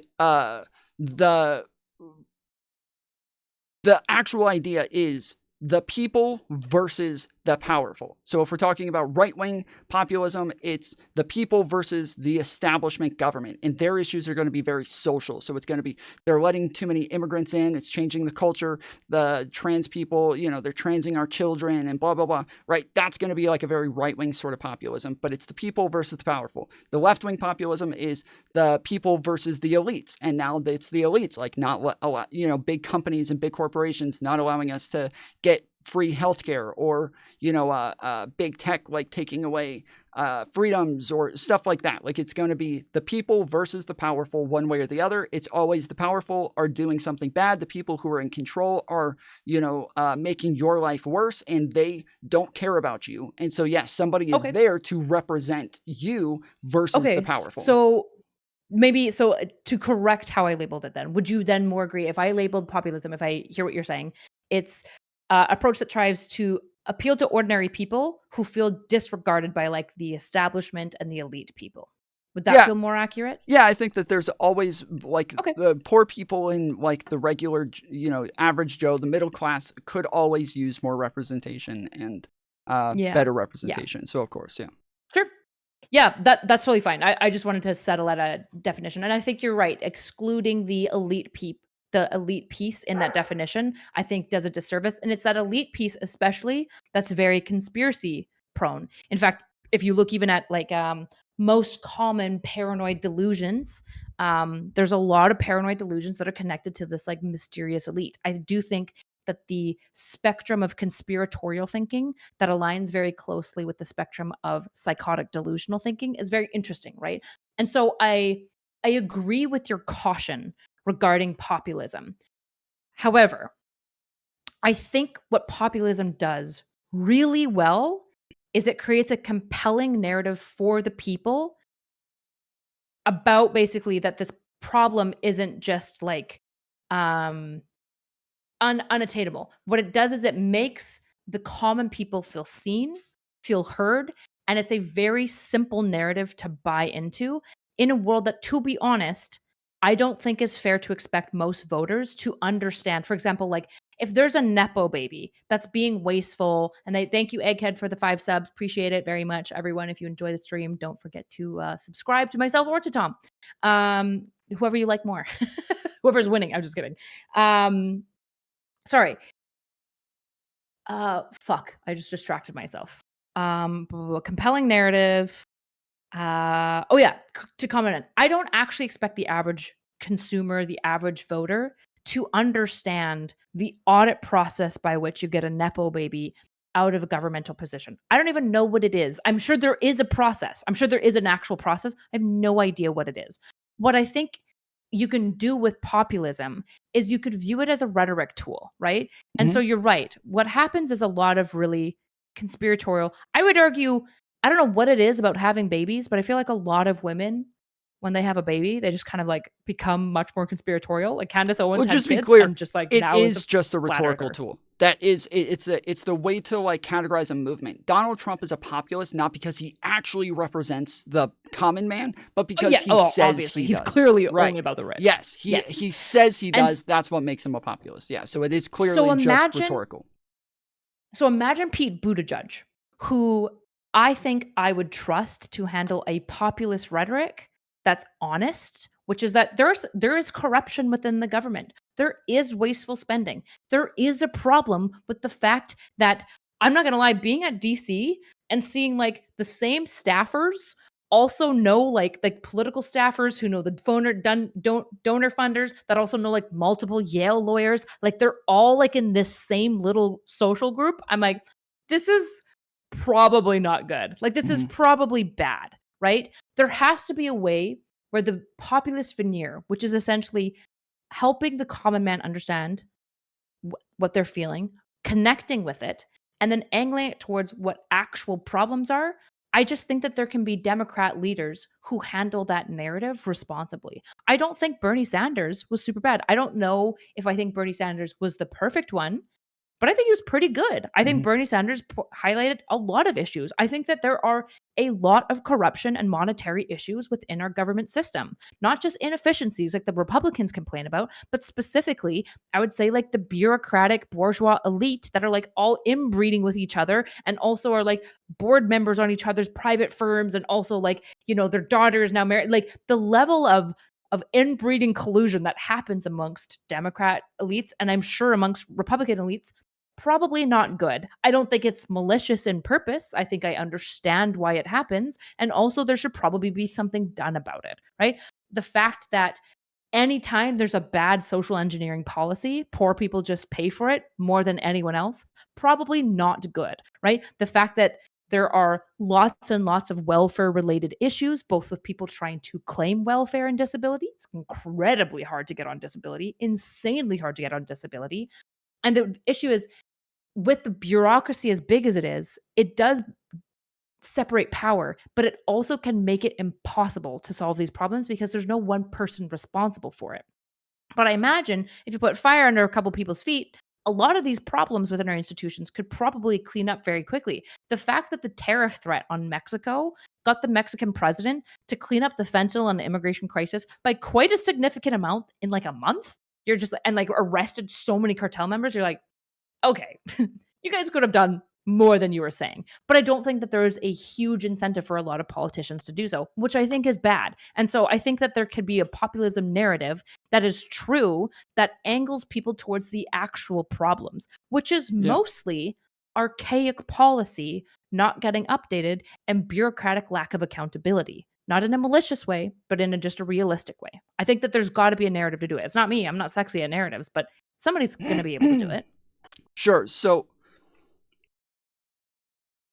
when I talk about the fact that like obviously I think that being very tribalistic is a very natural thing for humans.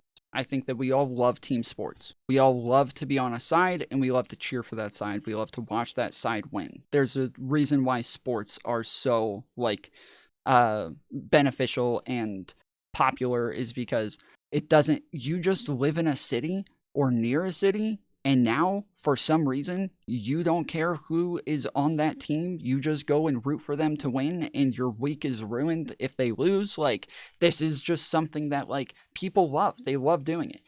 I think that that is something that is like really beneficial. And so actually getting people on team Democrat and team, liberal is like a great thing. And that's why I'm saying that like I don't fault people who are very like black and white thinking in the way that they do their content. I don't fault them for that because that I think is something that a lot of people need. But when it comes to populism, the reason that I say that it breeds conspiracy theorism is because of the necessity for demonization of whoever it is that is the powerful. So if we're talking about the elites or we're talking about the establishment, that demonization of them being the bad guy and the people being the good guy means that no matter what, you will have to continue finding ways to demonize these people. And that is the issue that I have, that like the demonization thing is negative. I think that Kamala Harris was very good at saying, yes, we actually have a lot of companies that are price gouging. And I want to come out with a bunch of policies that will stop this price gouging to make prices more Mhm. affordable for the consumer. I think that that's like a great way of saying it because you're not actually saying that like this company is trying to take your money and trying to make you poor and they don't care about you. Like you can just like very clearly just say there's a problem here, we want to fix it. Whereas like the populists will come out and say like, oh, the lobbyists are trying to make the billionaires more wealthy and they're trying to hurt the common, like, and it's just always like this demonization thing that says that not only are they doing something that benefits them, which is normally just the thought process is they just want to do something that benefits them, but it's also that they want to hurt you, that they want you to suffer and they like enjoy watching you suffer. And so, yes, I think that Kamala Harris did a really good job at just talking about the problems and saying, this is a problem, Mm. we want to fix it. I love that. But I also know that that does not get people super like charged and riled up and ready to go and like, yeah, let's fix problems. Like it's not sexy enough. And so the rhetorical strategies that you're talking about, I think it's beneficial. I also think it's like greatly detrimental too. And I don't know what the even medium is between those two things. So, just to clarify, you feel that like tribalism is something that's probably inherent to human psyche. Like we're not gonna fully get rid of it. Oh yeah. To me, I guess to me, so is populism to some degree. I think there's always going to be, as long as there are hierarchies, there's always going to be the lower and the elite. Mm-hmm. I'm sure you would agree. Mm-hmm. So, what I want to do, thank you for all the sponsors, by the way. Thanks, guys, is find a way that we can provide the most accurate narrative rather than insisting that it shouldn't exist. Basically. Yeah. Yeah, I agree. I think I agree with the idea of like how we need to have like a succinct message and narrative and like a brand for Democrats that we don't have. Every election, it's like 5 different brands up on stage, all fighting for their brand of Democrats. And Their pet project. yes, but I also think that part of that issue is that people like Bernie Sanders and AOC will not even claim the Democrat label, and even people like me will not claim the Democrat label, while also very much Mhm. siding with Democrats and being like, oh yeah, they're much better than Trump. It's still, I'm not really a Democrat. Like, I don't really agree with those people. And I do think that, like, that's probably a problem for the branding across the board. Is there's, you know, Hassan, Vosh, like all these people are obviously much closer to Democrats than anybody else, but they're never going to claim that label. And it always kind of hurts Democrats in a way to where it doesn't matter if you're on the right or the left. Democrat is just the bad guy one way or the other. They're not cool enough for you to actually run around with that label. I think the problem is they aren't that cool. They aren't cool. Democrats are incredibly cringe and lame. Did you see that video they put out of like the choose your character with the Democrat congresswomen? No. It was like choose your character. It was like a TikTok and they would like stand there and it would like list their like traits and attributes. It was like a meme. It was just terrible. It was like the word I was like, yeah, Oh, this anything typifies why Democrats put out Democrats are is cringe. anything that they put out. Like the what was the thing with all the celebrities singing the song of like during BLM, and it was like there's just always they always choose the cringiest thing they could possibly do as a way to like gain support or something. And it's it's I don't know. Yeah. It's I mean, Democrats are they're not unified. They don't have an identity. Like they don't have an identity. There's nothing to fight for. It's really hard to identify with a group that's not fighting for anything, right? The reason to be a feminist, which I was convinced to be back into like 2 years ago or whatever, because I oh was used to be man. just not a feminist, is because it's fighting for something. It's Mhm. fighting for femininity and like the empowerment of that, which I believe in, right? What exactly is the Democrat Party fighting for? Well, so when you say that they won the culture war, I think that that is part of the problem.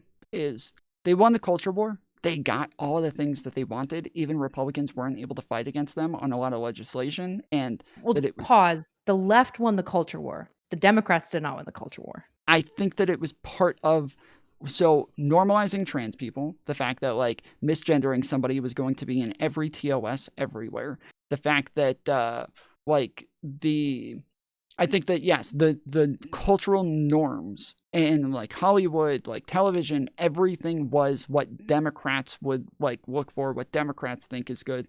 That is what won out. And then once it won out, it was kind of like, well, we're there now, and there isn't this thing to fight for. It's just a But we were thing to lying. defend.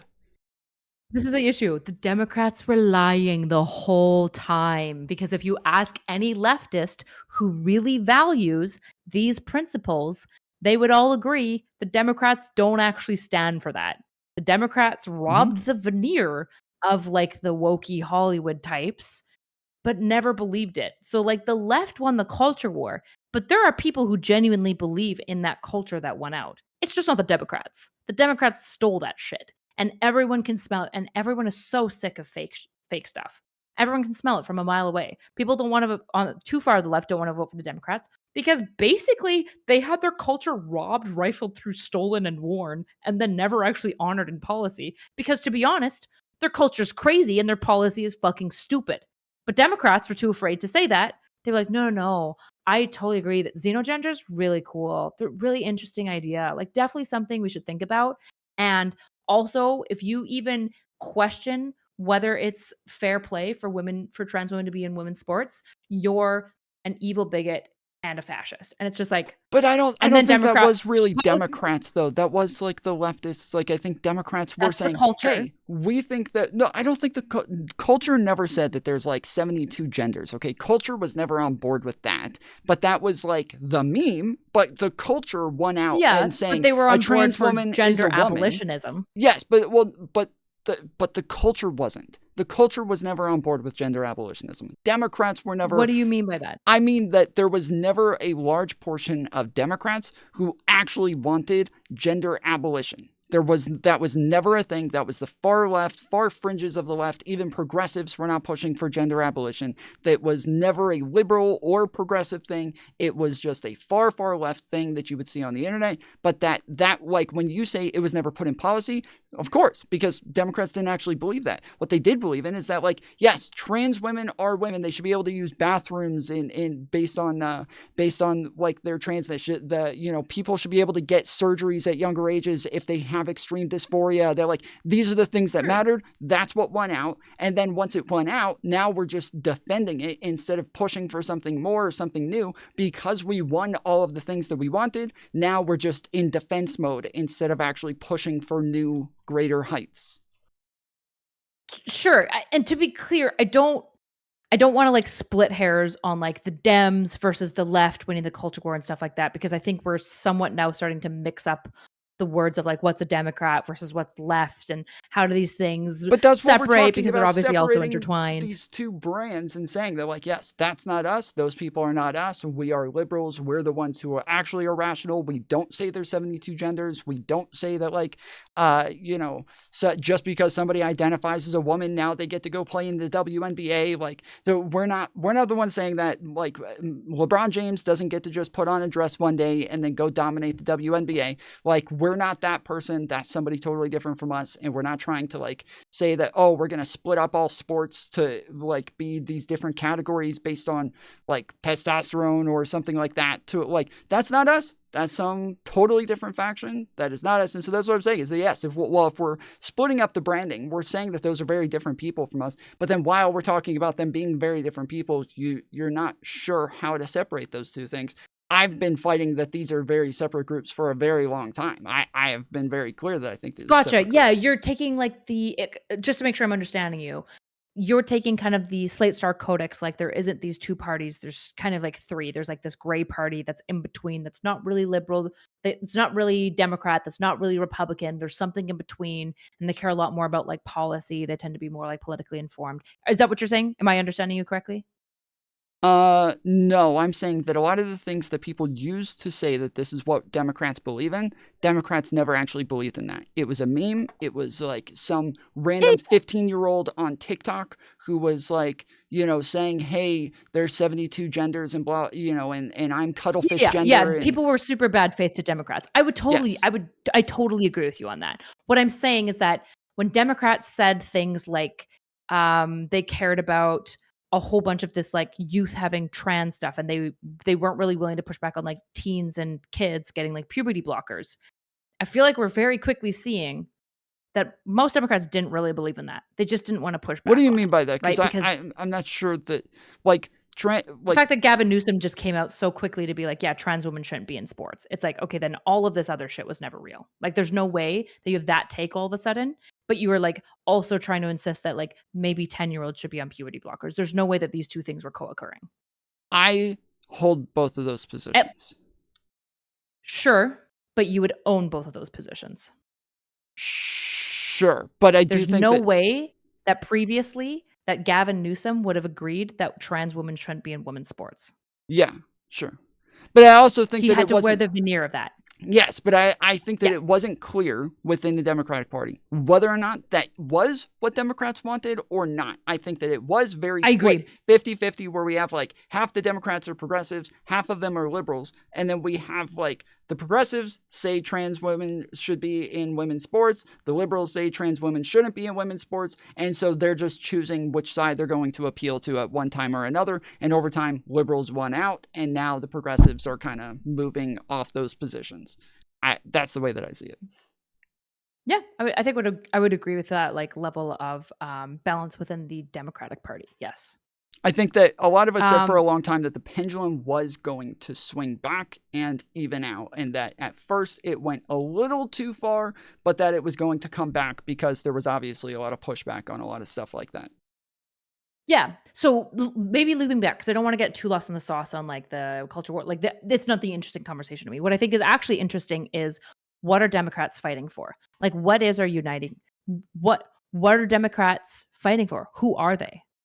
Who should they be? I think that the classical liberal idea of what it is that, like, you remember the SJW movement, like 2015, 2016, there was this, fake Dave Rubin classical liberal version that was actually a Republican. But he pretended, him and Sargon, they pretended to be this classical liberal. We're like Bill Clinton from the 90s. We're still that sort of Democrat. And everybody else moved farther left and we just didn't. So now we're considered Republicans. I don't think that that was true. I don't think that they actually held those positions. And I think that they were not really classical liberals. I think right now, Democrat Party is very good about being classical liberals. This is what we're fighting for. We want the liberal values that we've always had, these Enlightenment liberal values, to be the thing that we're fighting for, and we just want to realize them better and better and apply them to more and more things. That is, like, I think who we are right now, and that is the idea that says this is what our founding fathers had in mind. This is what they built in our Constitution, and this is what they wanted for us. That's what we're fighting for, is that American dream. Gotcha, okay. So what you think that a Democrat should be fighting for is kind of some level of, like, constitutional realism maybe, like, kinda going back to the Constitution, realigning what made America, America from the beginning, and, The institutions. championing off of that. Yes, I think that the institutions are the thing that has made us great. And I think that especially Donald Trump coming out so anti institution has made a lot of liberals realize how valuable those institutions were and start to become more pro institution. And I think that just kind of has become our brand now, is that we are very pro institution. Gotcha. So why do you think at least at, like, a socio-cultural level, the people who said that they were classical liberals, who believed in essentially kind of what you're outlining, they believed in the Constitution, they thought the Constitution was good, they believe in very, like, classical liberal perspectives. They were probably the first people jettisoned out from the left-wing in-group. They were the people excised very aggressively, um, and these people being excised is maybe, in my mind, what started the left identity crisis, is that we lost a lot of these kind of classical liberal people. We kicked them out. We said that you're very bad and naughty. We got very mad at the rationalists and the skeptics for a lot of their takes. And so a lot of these people either stopped, they just became non political, they just stopped talking about political and social political issues, or they went to the right and they became like a moderate right person. I don't think that they And were. even That's what I'm worse, saying, is I they don't think went they really crazy. were. Like, I think that the branding of a You don't classical liberal was somebody like Dave Rubin or Sargon of Akkad, and I don't think that they really were this, like, classical liberal. I think that it became obvious that they were very anti-institutions, that they had this distrust of institutions, and that they became MAGA very quickly. Even Joe Rogan. Joe Rogan was always very, very skeptical of institutions and felt like, the people up top are kind of screwing with the people at the bottom, and that he had this Mhm. hardcore distrust of them, to where now he moves over. What's her name? Shoe on What head. about Jordan Same exact Peterson? thing. Do Shoe on it. Yeah. do you think Jordan Peterson was lying when he said he was a classical liberal in 2016? No, but again, I think that this goes back to like the distrust of institutions, that he felt like the Bill C-16 was them like hiding what they were really doing, and that they were lying about this, that all the colleges are being taken over by postmodern neo-Marxists, and that they're all like, it's just this hardcore distrust of institutions that makes people kind of fall on the side of the culture war and the populism that is currently being pushed out on the right side. Is sorry, if is being anti-institutional necessarily not classically liberal? Like, if you are critical of the institutions, does that mean you're not a classical liberal? I think that our institutions in the United States are classical liberal institutions. Okay, gotcha. Um, so if you start questioning your in-group, you're a liberal, but you're like a center left, and you start questioning your in-group because you're maybe seeing some genuine institutional issues, which I think you and I would both agree there are institutional issues. Mm-hmm. So Jordan Peterson questions it by saying, well, this looks a lot like compelled speech. Compelled speech, not good. Very, very not good. Right. And then as a response to that, he goes public, he goes viral. Probably not something he was planning necessarily, right? It was that random clip of him that goes super viral when he starts like debating that student. And then your faculty start colluding to get you fired.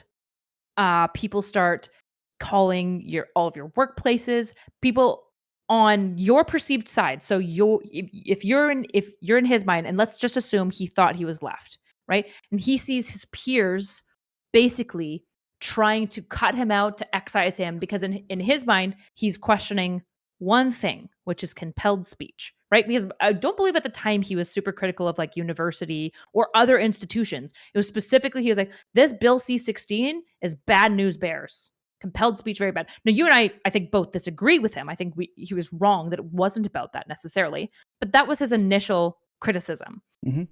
Do you think that if you start questioning your in-group and then the roof starts collapsing on you, all of your peers start kicking you out, you start getting called a Nazi, you start getting bullied online, you start getting fired from everywhere, you start getting attacked constantly, right? I don't know if there's a psychology that doesn't become anti-institutional at that point, because that would be pretty mind-fucking, right? It would be super, super mind-fucking, especially imagine not 2024 Jordan Peterson, all right? He's already crazy by now. Mm-hmm. I'm talking like 2018, 2016 Jordan Peterson. I don't know how that guy doesn't become everything that we have a problem with exactly the way that we treated him. I agree. Because he was not opposed to using pronouns. He was very open, especially back then. Just to be clear, he's clearly opposed to it now. He's crazy about trans people now. But back in 2016, he said that he always used the right pronouns, that when students asked him to, it was no problem. He only doesn't engage when it's compelled speech, when it's forced, and it feels like a power play.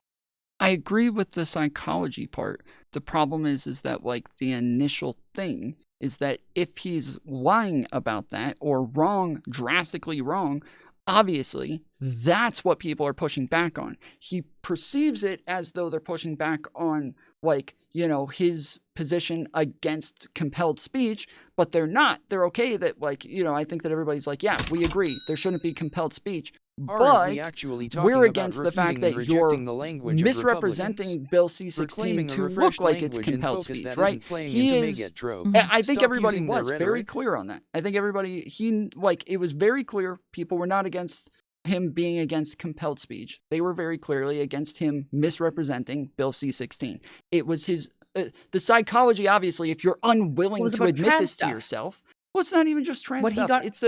That's what he got in trouble. That's what he got in trouble for initially. I don't. Is that he was fighting about trans stuff, and somebody asked him if you must use somebody pronouns, would you? And he said, if I was forced, no, I would not. I know. That's what he blew up for. That was the big viral stuff about him. I understand, but that's the problem. Is that nobody was forcing him. And that was the entire thing that he was using, is this idea that he was being forced to say this when he wasn't. And so now that he's already pretending... hold on. Wait. But the problem is that because he's pretending that he's being forced, now he can already say, Now I'm not using them because I am currently being forced. When he's not currently being forced, he's just saying he's being forced. So now he just has this excuse to not use preferred pronouns while pretending he would if he was being forced, but he's not being forced and he's still not using them. He's pretending he's being forced so that he doesn't have to use them. Like, this is the nuance that like totally Sorry, changes. are you saying that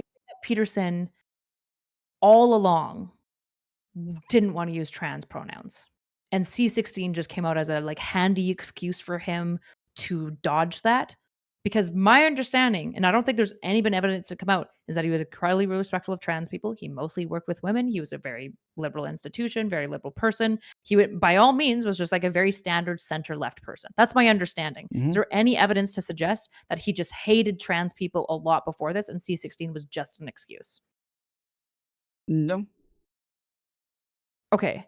But we do know that he was wrong on Bill C-16, and there was nothing there to make him think that he was right on Bill C-16. There was nothing there to make him believe that this was the case, and his excuse was fallacious across the board. His whole thought process was, well, of course, it doesn't say that I'll be arrested. Even though I've been saying this whole time I would be arrested, it doesn't say I'll be arrested, but it does say that I will have to go in front of a I forget what they call it, but like a judge and jury sort of thing. And then if I refuse to show up, then they'll fine me and tell me to come back again. And if I refuse to pay the fine and then refuse to go back again, then they'll come and arrest me. And if they come and arrest me, then I'm going to protest and refuse to eat. And if I refuse to eat, then I've died and they killed me because I wouldn't use preferred pronouns. That was the whole thought process that he used. That's insanely fallacious. That's a ridiculous thought process. Sure. So say C16, he never spoke up about it. Say he held the exact same position, which is that he'll always use trans pronouns in 2016, but if he is forced to, he will refuse it. He will not do it. Say C16 is not in the equation, okay? That was just his only position. Do you think the left in 2016 would have been okay with that? If he went viral for that. Say he goes viral, C16 is not part of the equation. Would he have been accepted by the left for saying, look, I'll use pronouns, but if you force me to, I refuse to? It depends. Because I would say that if you're saying, okay, I would do it, because he did also say, he said, I'm happy to use preferred pronouns unless I feel like the person's like trolling me, right? Like they don't actually. Yeah, if there's like a power play going on. So like it's Hulk Hogan walking up to me and like the most masculine person ever, and then saying, "Oh, I'm a woman. Call me her and she." Like it's obvious they're trolling me. I'm not gonna engage with this sort of thing. I think that that's fine as like a line to draw where it's obvious the other person is being disingenuous. But if you're saying I'm doing this in protest to Bill C-16, but that's what I'm saying is that in protest to Bill C-16, I think if you're going to engage in like your moral your moral line, engagement by engagement, that makes sense. To always refuse to do a thing in protest does not make sense to me. No, I still think what I'm that would be asking wrong. for. Look at my chat right now. I am asking this question. And one person is saying she's revealing herself right now. This person is ready to kick me out of the left. They're primed for it. They're like, I knew she was a fucking bigot. All right. What I'm asking is in 2016, assuming C16 didn't exist, and he held the exact same position that he would always use pronouns if asked nicely, like he's not a dickhead. But if he was forced to, he would refuse to do so. I understand. That's what I'm responding to. The left. I'm saying no, I don't think they would. Yes, but I'm saying no, I don't think that they would accept that because I don't think it makes sense to do it in protest to the bill. I think it makes sense to engage on a instance. I'm assuming the bill is not in. The bill doesn't exist in the world where just he goes viral for saying, I will never be forced to use somebody pronouns. If they ask me to, I will, but I will not be forced. I will refuse to do it. Do you think the left would have been okay with that in 2016? No. But there's more nuance to that. It's like if we say like if J.K. Rowling in 2016 said sex is real, would the left have been okay with that? Well, no, not because we think sex isn't real, but because we know she's dog whistling something totally different than sex is real. Everybody agrees sex is real, but Do what you she's think that doing is something Peterson totally was dog different. whistling like a turf is? Or do you think that Peterson genuinely believed that he would never engage in compelled speech? I think that he genuinely believed it. I Me think too. that, yeah. And I also genuinely think that if it was just that, that he probably, if he went viral for it, he still would have run into trouble at U of T. But I don't think I that don't think it was ever matters to about Bill me. C-16. Nobody cared about Bill C-16 except for Jordan Peterson. Let's Mhm, be honest. He's the only person who cared about it. What people cared about was his position. mhm, It was his position that if forced, I will not use pronouns. right. That's what people got mad about. That's what people tried to fire him over, right? Yeah, yeah, but that I Okay. don't think it matters though, because it's kinda like, currently, if people say, "I'm not gonna use preferred pronouns because I think that all of the transgender stuff is just a social phenomenon that everybody's like, all these kids are being transed into it by the culture that's pushing them in that direction." Like, okay, I think that they totally believe that. I think that they think that is totally true. It's not though, Mhm. and that it's just kind of a ridiculous position and that we would still call them transphobic for it in the end. Even the same for somebody who actually believes that black people are, violent based on their DNA and their genetics. Like, they may actually believe that. I still think it's racist of them to keep pushing this idea.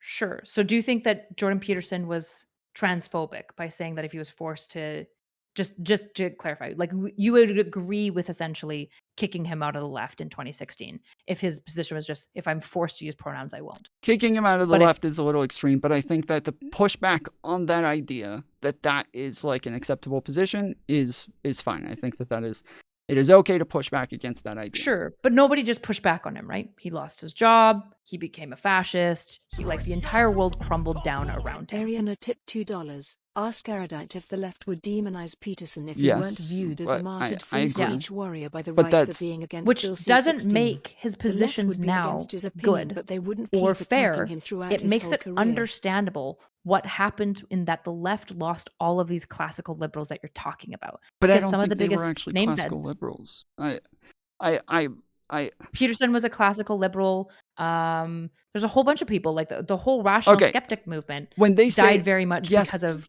but I was saying that I don't like they all use that label. I don't think so. When I say classical liberal, I'm thinking Constitution, like America's like founding, everything it was set up to do, like democracy, freedom of speech, like this is all like classical liberalism, and I think that would include like protections for uh, um, protected classes, right? They don't. They think protected classes is a new thing that the new far leftist woke liberalism is coming up with that is just adding things on that isn't really classical liberalism. I think classical liberalism was initially set up to eventually realize that we need things like protected classes and that classical liberalism is still in effect. But I think that people who are like rejecting that, they call themselves classical liberals to say, oh, I'm that old liberal who doesn't believe in this thing. But liberalism does gotcha. evolve into this thing. So you're just not really a classical Sure. So liberal. just to make sure I'm understanding, you do think that Jordan Peterson was being like not duplicitous, but like when he was calling himself a classical liberal, when he was saying he was left leaning before all this, you don't believe him. Like you would I basically be like, think yeah, that I he don't. believed it. I think he was wrong. So you think he wasn't a liberal back then? I think that he He was just like was, coping. again, so if we're talking about like, because again, we're using labels to talk about like a truth stance, and I don't think we can, because if we say, oh, I agree with everything that Bill Clinton said when he was president, and he was against gay marriage, and he was against trans people, and he was against this and that, like, okay, sure, you're that kind of liberal, but the truth claim of it as to whether or not like that is a liberal value, probably not. Like, we would say that pretty clearly what Bill Clinton was wrong about whether or not this was a liberal thing to allow gay people to get married, right? Sure. But for you, like a classical liberal basically uh cannot distrust the institutions. Not classical liberal institutions. Sorry? They cannot distrust a classical liberal. Cannot distrust classical liberal institutions. Our government is like, Why not? well, they can distrust the parts of it, right? Not the institution as a whole. So if we say, okay, Comey, it was obviously playing both sides. So they He was think having one meetings. institution is broken? Well, that's what I'm Just to saying is check, that like- that I'm saying that if we say Comey was like the director of the FBI, he's doing things that make me very distrusting of him, and obviously he's the head of the FBI. So now I think that he's probably running the entire FBI this way. That totally makes sense. Comey gets fired, new person comes in and totally like revamps the FBI. Well, no, if you still distrust the FBI because Comey was there like 10 years ago, no, I don't, that doesn't make sense that you just distrust that entire institution just because Comey, when he's gone. We have processes to fix that. We did. We fixed it. He's gone. Sure. And so in your mind, that person would now be not liberal. It's not like a discussion that liberals can have with each other. You're just not liberal anymore. I wouldn't say they're not liberal again, like, because when we're talking about classical liberalism, we're also including people like conservatives are like in this classical liberal enlightenment sort of thing. But if we're saying a classical liberal, meaning you're not like a progressive liberal, you're more of a classical liberal, then yeah, I would say that like as that sort of categorization, yes, I would say that the more conservative you are and the more against you are realizing liberal values and realizing liberal change, that would make you more conservative and less of an actual classical liberal. Gotcha. Okay. I feel like now we're kind of like lost in the sauce. Okay, let me back. Just one more thing. Okay. Our founding fathers are classical liberals. Yes. I think so. Yeah, I would say probably all of them. I don't know the founding fathers well enough But to it's say the 100%, idea. but I'm pretty sure, yeah. Yes, they're using the ideas of liberalism to set up a government. But then all of a sudden, later on down the line, we want to get rid of slavery. The people who are in favor of getting rid of slavery are these radical, progressive crazies. And the ones who don't want to get rid of slavery are classical liberals. Our founding fathers wanted, slavery. They were okay with slavery. They didn't have a problem with it. George Washington was okay with it, so I'm okay with it. I'm a classical liberal. That, I think, is against the idea of liberalism because it is meant to evolve. It is the values that you have. You just realize those values better. If you are a classical liberal, you believe in equality. That is a very important thing to you. The equality and the liberty of being able to get married, that's a great thing. If all of a sudden you're against gay marriage or against getting rid of slavery, I would say, yes, you are fighting against the actual liberal values that would allow this to happen. And so you don't really have classical liberal values. You just don't like change. Gotcha. Okay. Okay. Classical liberalism is a political tradition, branch of liberalism that advocates for free market, laissez-faire economics, civil liberties under the rule of law, with a special emphasis on individual autonomy, limited speech, economic freedom, political freedom, and freedom of speech. Does that feel like a satisfactory definition of it? Mm-hmm.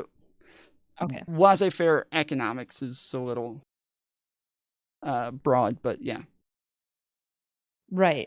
The main thing that I'm confused by is I feel like the equality argument is a classic, like left-leaning liberals believe in protecting marginalized groups, whereas more like conservative-leaning liberals think that giving marginalized groups preferential treatment is bad. Would you view that if you're of the latter, that a classical liberal like wants just what the left is, like would be equity?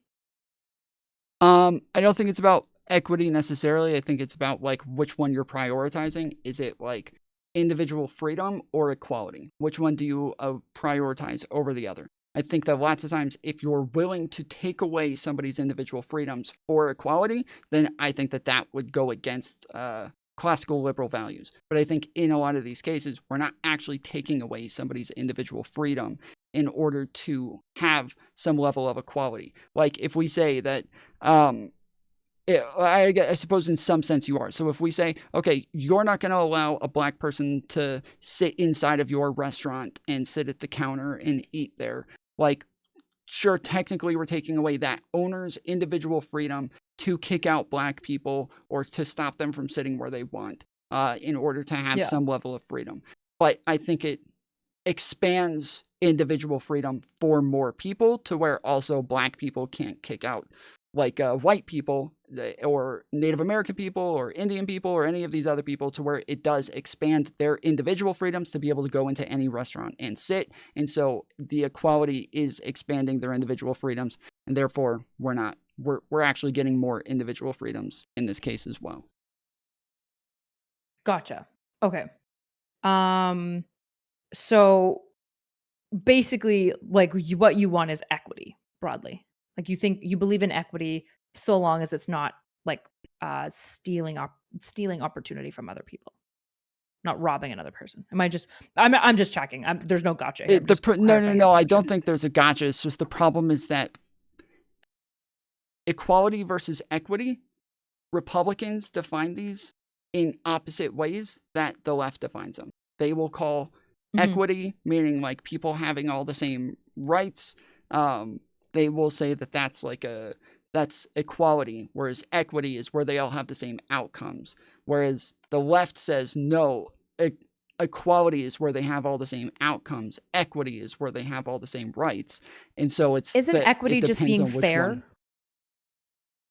It's being like fair, right? And so like what is fair? My understanding of equity would be like if one group, for example, has been like marginalized for 200 years, what's fair isn't necessarily what's equal. What's fair might be giving them like a leg up because they've Equality of been like, outcome versus equality of opportunity is the way that it's normally. yeah, Those are the two things. Yeah. yeah, yeah. And so my understanding though is that that's like a very classical like center liberal fight that occurred in like 2016.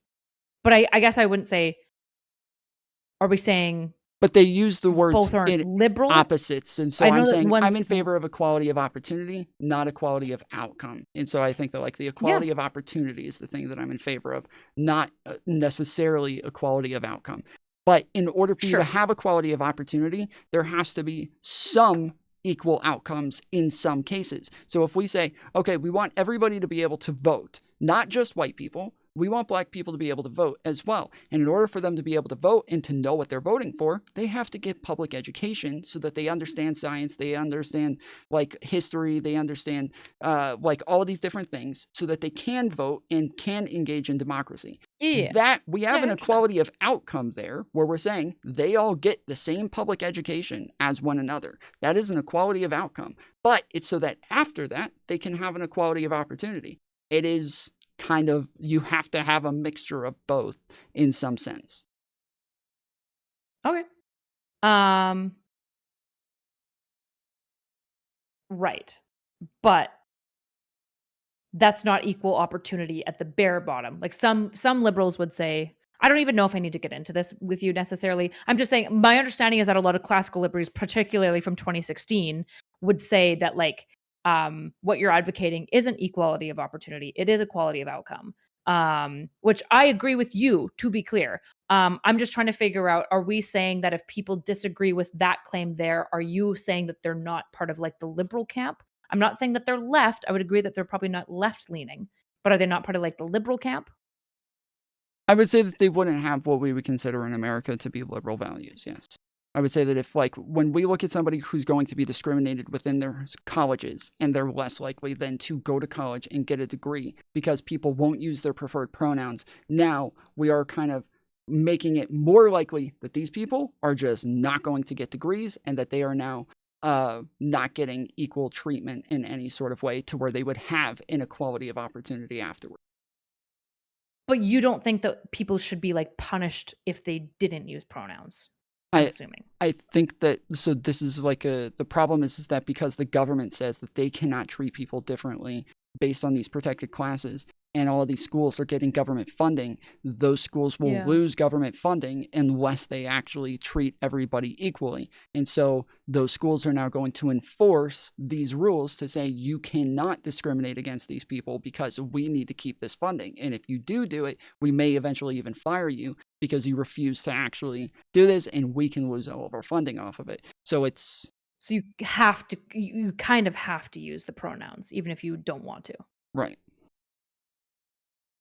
how do you so one thing that I think is really tough is like wrestling balance of values. So if you're agreeing that basically like people have to use certain language, then how do you balance that with like freedom of speech? I think that it's gonna be the same for just about anybody with a job. I ran a ton of businesses. If I have, let's say I'm running a Taco Bell and my employee wants to say, "What up, N-word," to everybody who comes up to the counter, well, I'm gonna go tell, "Hey, you can't say that to everybody. I'm gonna have to fire you unless you, like, actually greet But people that's in a cordial exclusionary, way." right? You can't say words, right? That's a very different policy. So there's some policies that say these are the words that are not allowed, right? And then there's other policy that say these are the words that you must say, right? These are like two different types of policies around freedom of speech, right? I'm Yeah. sure you and Well, I would I mean, agree. we can come up with a Exclusionary million policies. examples of that as well, because even Chick-fil-A is gonna tell you Well, that you just to have pause to you, say. just if I could just to pause you, just to finish the thought, because I just Okay. wanna make sure that we're on the same line, right? An exclusionary policy infringes on free speech to some degree, but less so than an inclusionary policy. If you must say something, then it limits what you can say much more vastly than if you can't say specific things, right? Just wanna make sure we're on the same page in understanding this. Sure, I agree with Okay. you on that. Yeah, I'm Okay, saying gotcha. that it's still gonna apply in the same way. That like even if we talk about like Chick-fil-A says that you have to say "my pleasure" every time that you hand somebody something, they're still telling you you have Yeah. to say this thing, and that they even give Mhm. away like, "Oh, your milkshake is free unless we say my pleasure when we give it to you." Well, if we keep giving away free milkshakes, we're eventually gonna have to fire you. So like, yes, they are forcing them to use specific types of language, but this is based on their employment, right? And so with Jordan Peterson, he has an employer who's paying him saying, you have to do this thing. And that's going to be like, that's going to apply to so many more things, especially when you're in a position like that, because they're going to say, you have to engage in some sort of curriculum. You have to teach certain types of topics. You have to, you're probably not allowed to, like, say the Nazis are great people. You're probably, like, there's a lot of things that go into this, like, forced, type of speech that he just doesn't seem to consider when he's talking about this. Yeah, and so I think, like, one of the wrestlings that was interesting in the 2016, situation is the question of, like, how do we feel as a society if the government could find your workplace if you don't say like, say the government could find, Chick-fil-A if the Chick-fil-A workers didn't say whatever they're supposed to say, right? I don't know how we'd feel about that. It feels weird. I don't like it, especially, I'm sure we'd all agree, for something as arbitrary as the Chick-fil-A greeting. So then it's like, okay, well, pronouns is way more important because pronouns is a way that importantly makes trans people feel like recognized in their expression and it decreases discrimination that they experience. Well, So just to then be the clear, question is, it didn't say they have to use their preferred pronouns. It said that they're not allowed to misgender them. And so they literally said you can use their name instead of pronouns and just say like their name over and over. That is something that you're allowed to do, to where they're not forcing you to use this specific word here, but they are saying you're not allowed to do this thing, right? do you realistically, do you think that like I don't know if I would believe that if a workplace was worried about like getting in trouble for you not using certain language, I don't know if I'd buy that they'd be okay with you just like forever and always only using that person's name. Cause I feel like we all like know what's happening. Like I feel like if I heard the professor use he and her with literally everyone except for the one trans student, like we all know what's happening. Like I don't know, that is not better to me. That is just as bad. I guess the question would be, would the workplace then be incentivized to get you in trouble, to give you corrective action for even that? I don't know. Probably, right? Yeah, I don't know. That would be actually like a really interesting case, but I would assume Yeah. not, because like we have similar laws around discrimination of like all protected classes. So even landlords, they're not run by the government, they're not owned by the government, they're not funded by the government, but they're still not allowed to Yeah. discriminate against like people based on their gender either, and misgendering them would Yep. also be considered a type of discrimination as well. And so it's yeah, I would assume not, but I've never heard of a case that would that actually says that you Exactly. using their name is a type of discrimination. Yeah, exactly. And I think that like my issue when I look at like the C16 situation, for example, is I do think that there's grounds to be concerned in general about compelled speech. I think compelled speech is like obviously not good. I also think you're right in saying like the bill didn't actually mandate pronoun usage explicitly, right? It was talking about discrimination, Mhm. right? And so, but I think this is where you get tricky, where it's like, well, how does that practically interpret? Because I know for a fact that if Peterson, if Peterson just like was always like, uh, Janet, if Janet's the trans woman in the room and just always said Janet's name and just refused to use pronouns in any way, like Janet's going to feel some sort of way. And I wouldn't even shit on Janet for like letting the department know, being like, yo, this dude is just like refusing to say my pronouns at all. Like he's not using my pronouns, but it's a little weird. I think in the And hearing that Jordan Peterson went to, they literally told him that you could use just names, or you could even use more general pronouns like they, them, and that like we're not telling you you have to use yeah, these. So I but think that was one thing like that's considered. Yeah, one thing that's really interesting about like policy that gets rolled out in this vague way is that in part, in my understanding, I could be wrong, so correct me if I'm incorrect, is that part of what helps the way that the policies, when they're vaguely worded like this a little bit, is the kickback that they get. It somewhat helps inform the precedent by which it'll be like measured, right? And so to some degree, I think Peterson like raising this concern and like while I disagree with the extent to which he went, I think he was like very extreme in it. I think him raising that concern, I think was reasonably valid. And I think also him raising the concern could have been part of what allowed the precedent to establish it being like, hold on, just to be clear, we're not going to enforce like certain things, this, that, and the other. Because I know like immediately when C16 came out, the Lindsay Shepherd story dropped pretty much right away, where she got in a lot of trouble for just like showing some like stuff that was like, I think she just showed Jordan Peterson talking about Bill C16 and she didn't even weigh in, right? So it seems like what happened immediately is Bill C16 came out and then a lot of workplaces got really nervous about anything trans hateful Hmm. to some degree for good reason. I don't like trans hate either, but I do think they probably went a little bit too strong, i.e. the Lindsay Shepherd situation occurred. And I do think that by Peterson like raising these concerns, it probably established a more fair precedent of like what that looks like. Yeah, The I main think the thing to me that I think conversation is was a good really conversation. Yeah, for sure. yeah, the main thing to me that I think is really disappointing is that the way that he got treated as a result was in part because of him by being hyperbolic about a bunch of stuff. But I also think people were hyperbolic about him, I guess, and his reaction. And I see these two things very much. I don't know where the chicken and the egg is in this situation at all. I don't want to like, I think before when I was talking about this, I was making it sound like it's the left's fault, obviously, which probably isn't true.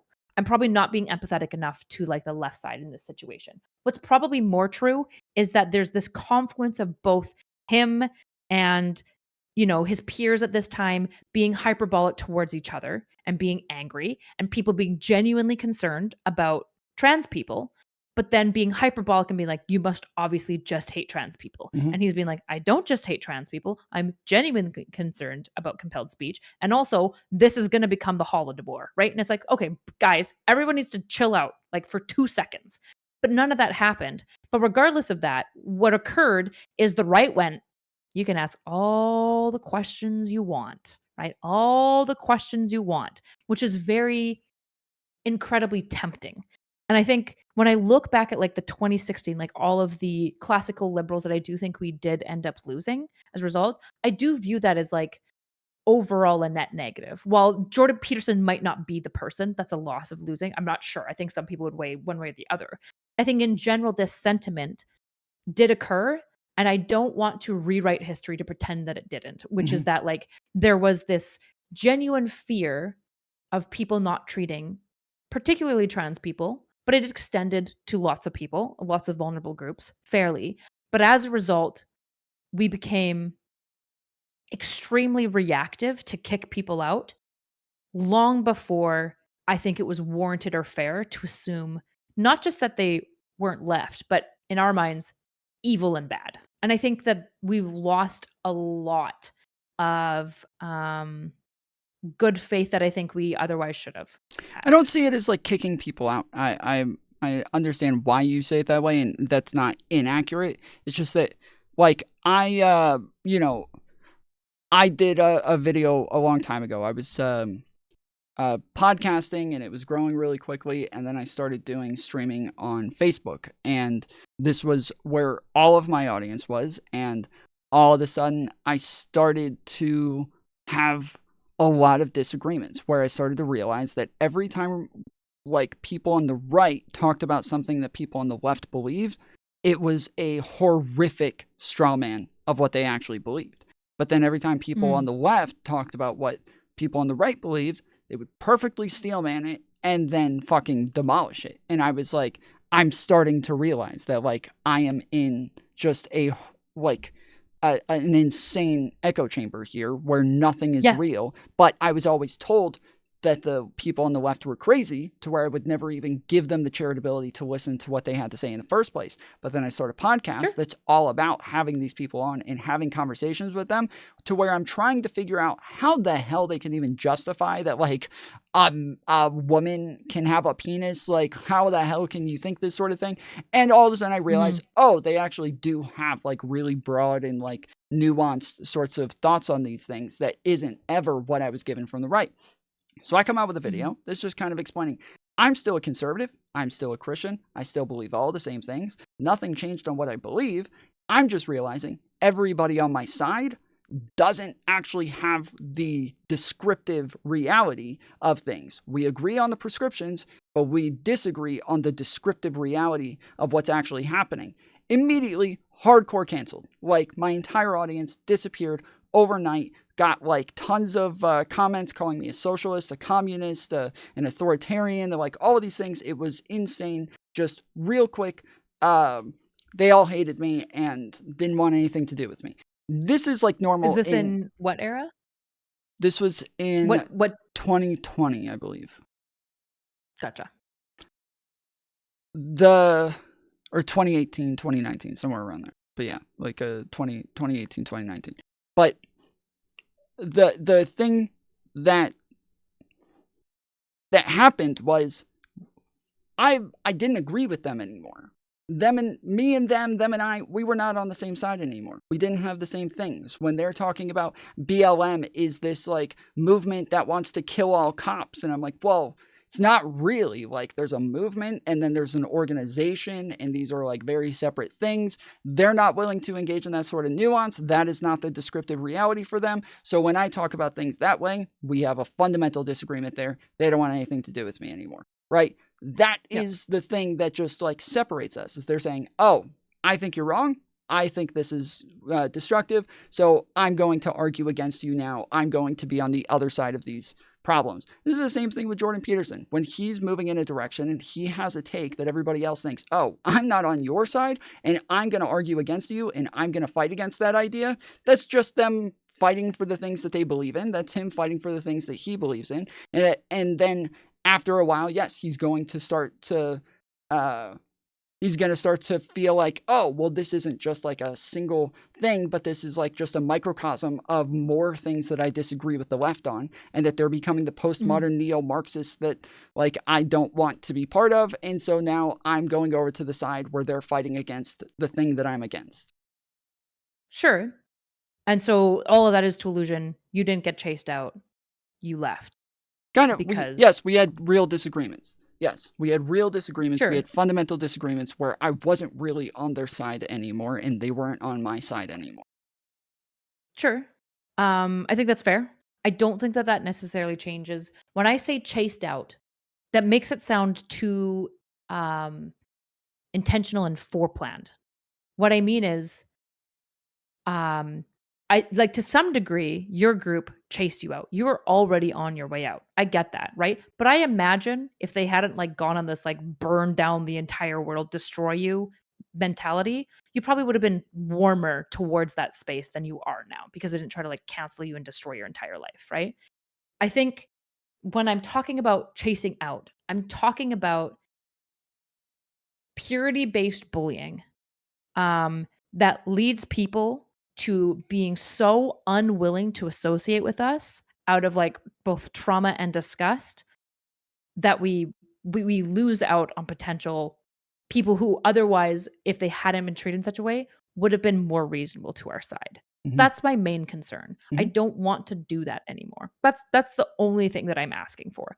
I'm fine with people being big and mean at each other in a debate. I'm fine with people disagreeing with each other vehemently. I'm fine with people thinking that I am incorrect about everything. What I'm not fine with is even the treatment that I got from some people in my chat being like, "Oh, we know what she is." And you know what they're implying. She's a fucking evil piece of shit, right? That's what they're Mhm. implying.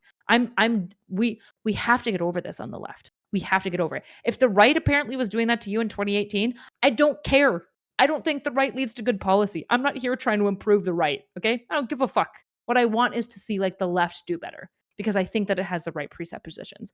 I don't think that the purity testing is a uniquely left thing, to be clear.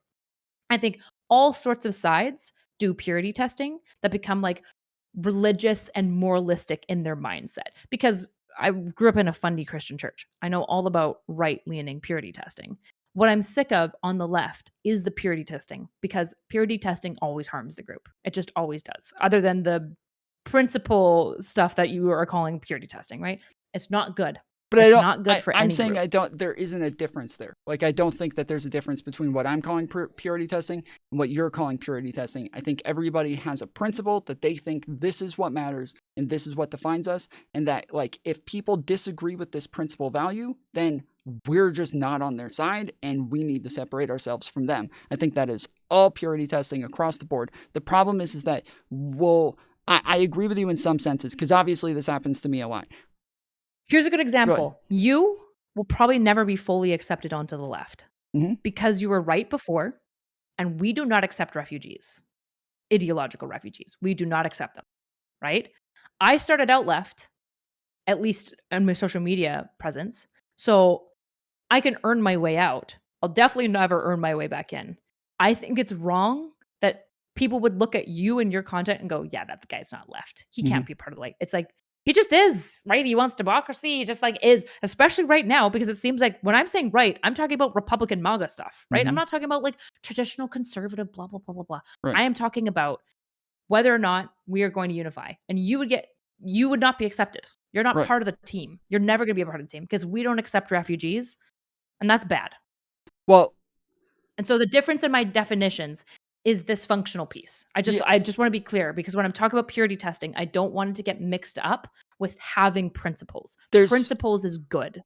well, I'm saying Purity testing and nitpicking it's is all not the good. same. That's what I'm saying is that it's all the same. It's just whether or not we find it justified. That's it. They all again, No, everybody. no, So give me an no. example of somebody who's purity testing where it's not based on some sort of principle that they want to separate themselves from.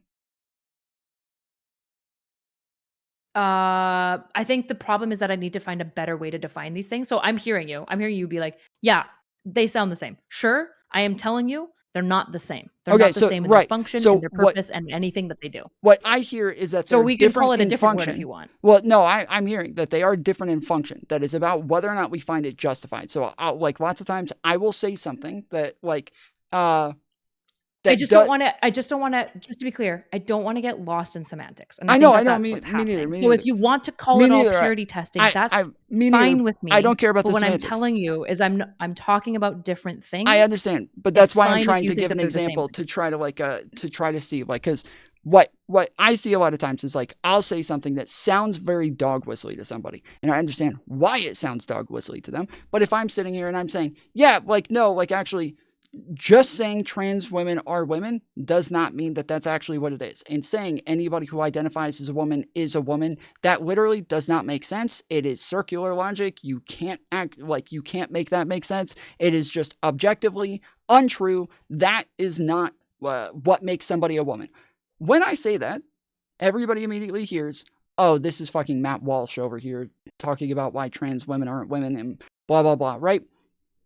But I believe trans women are women, just in a very like different philosophical sense, and that I also believe that there's like a sex and a gender, and that these are separate things, and that when I'm talking about sex, I'm talking about sex. When I'm talking about gender, I'm talking about gender, and that when I do engage in this nuance, even though I'm talking about it in an objective way, they don't care if I'm talking about it in an objective way. Matt Walsh also thinks he's talking about it in an objective way, yet he is really just saying trans people suck. That's all he's really saying, and that's the entire picture.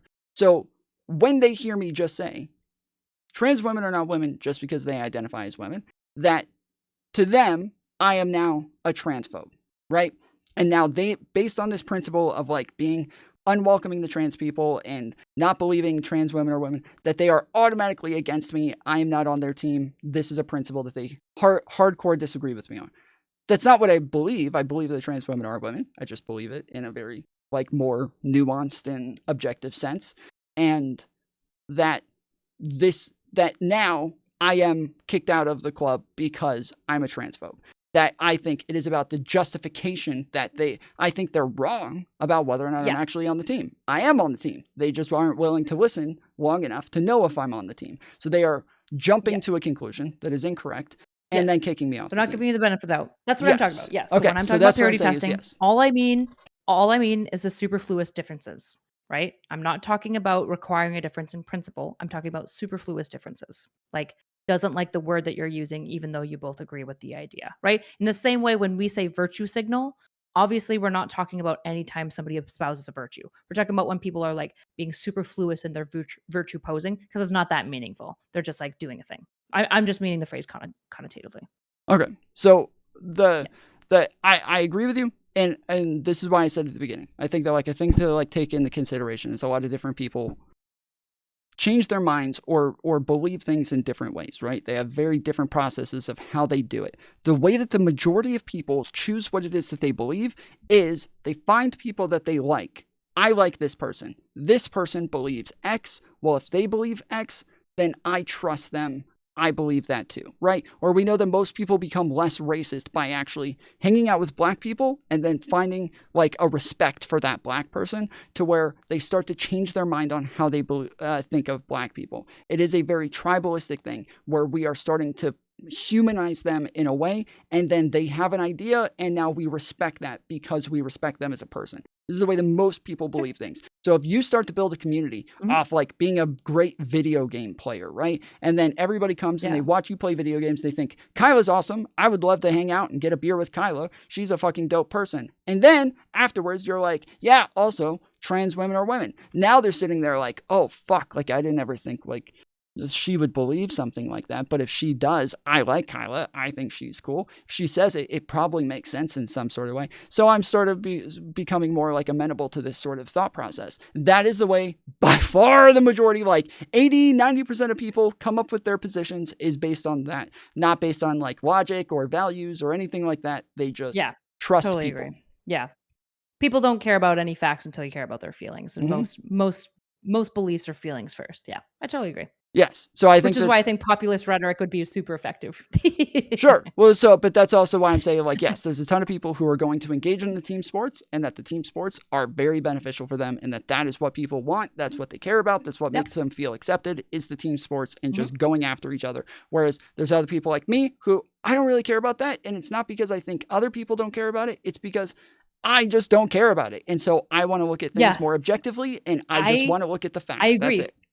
I agree. I think we're both part of like that party X. I guess at the end of the day, though, when I think about the left, about the team sports, all I'm pushing for is saying, let's treat our team a little bit better because we're not very nice to our team right now. We're pretty fucking nasty. And the Republicans have figured out how to somehow work with each other and be kind of nice to each other. We need to do that and maintain our principles because I think we believe that we have the right principles. So let's just try to find a way to be nicer to our team. That's all I'm advocating for.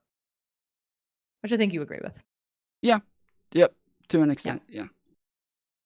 Okay. I am going to need to get out of here right away because I need to eat. I haven't eaten yet. But I wanted to ask you one last question. Okay. If there's one big change that you think the left would need to do, what is it? That is the thing. Is the like be more vocal about excising the more radical parts of our group and making sure that like our brand is separated from theirs. I spend so much time trying to explain that somebody on the left is not a leftist. We are not the same groups, and we do not agree with each other. We do not like each other, and we don't want anything to do with them. If you think that, you hear Hassan say something and now you think that applies to Democrats, it doesn't. We are not the same people. We're not Marxists. We're not socialists. We're not communists. We are very much capitalists and very much in favor of the Constitution. Yeah. No, I mean, that's basically my presupposition as well. Have some principles, kick out those who won't listen to the principles, and then be kind to each other. I'll just say because we're all that the ones that are left, we're all fighting for the same fight. I think that branding is hard for us to use, though, because once we start putting up American flags behind us and start talking about how much we love guns and the Constitution and everything, we are branding ourselves in a thing that has become overly cringe and right-wing, and it has been like taken and don't brand turned yourself into that way. something that is gay. Yeah, and so this is like, yeah, the problem is that, like, I like the branding of that. I think we should use it. It's just that it's also been commandeered for something else, and that if we do that, we are signaling we are part of that group, and we probably shouldn't. So, yeah. Fair. Gotcha. Okay. I should probably let you go because I'm super tired. I need to eat. But Okay. Thanks for chatting. I appreciate it. Yeah, thanks for coming on. Appreciate it. And I'll talk to you again soon. Have a good one. Yeah. Later. Bye-bye.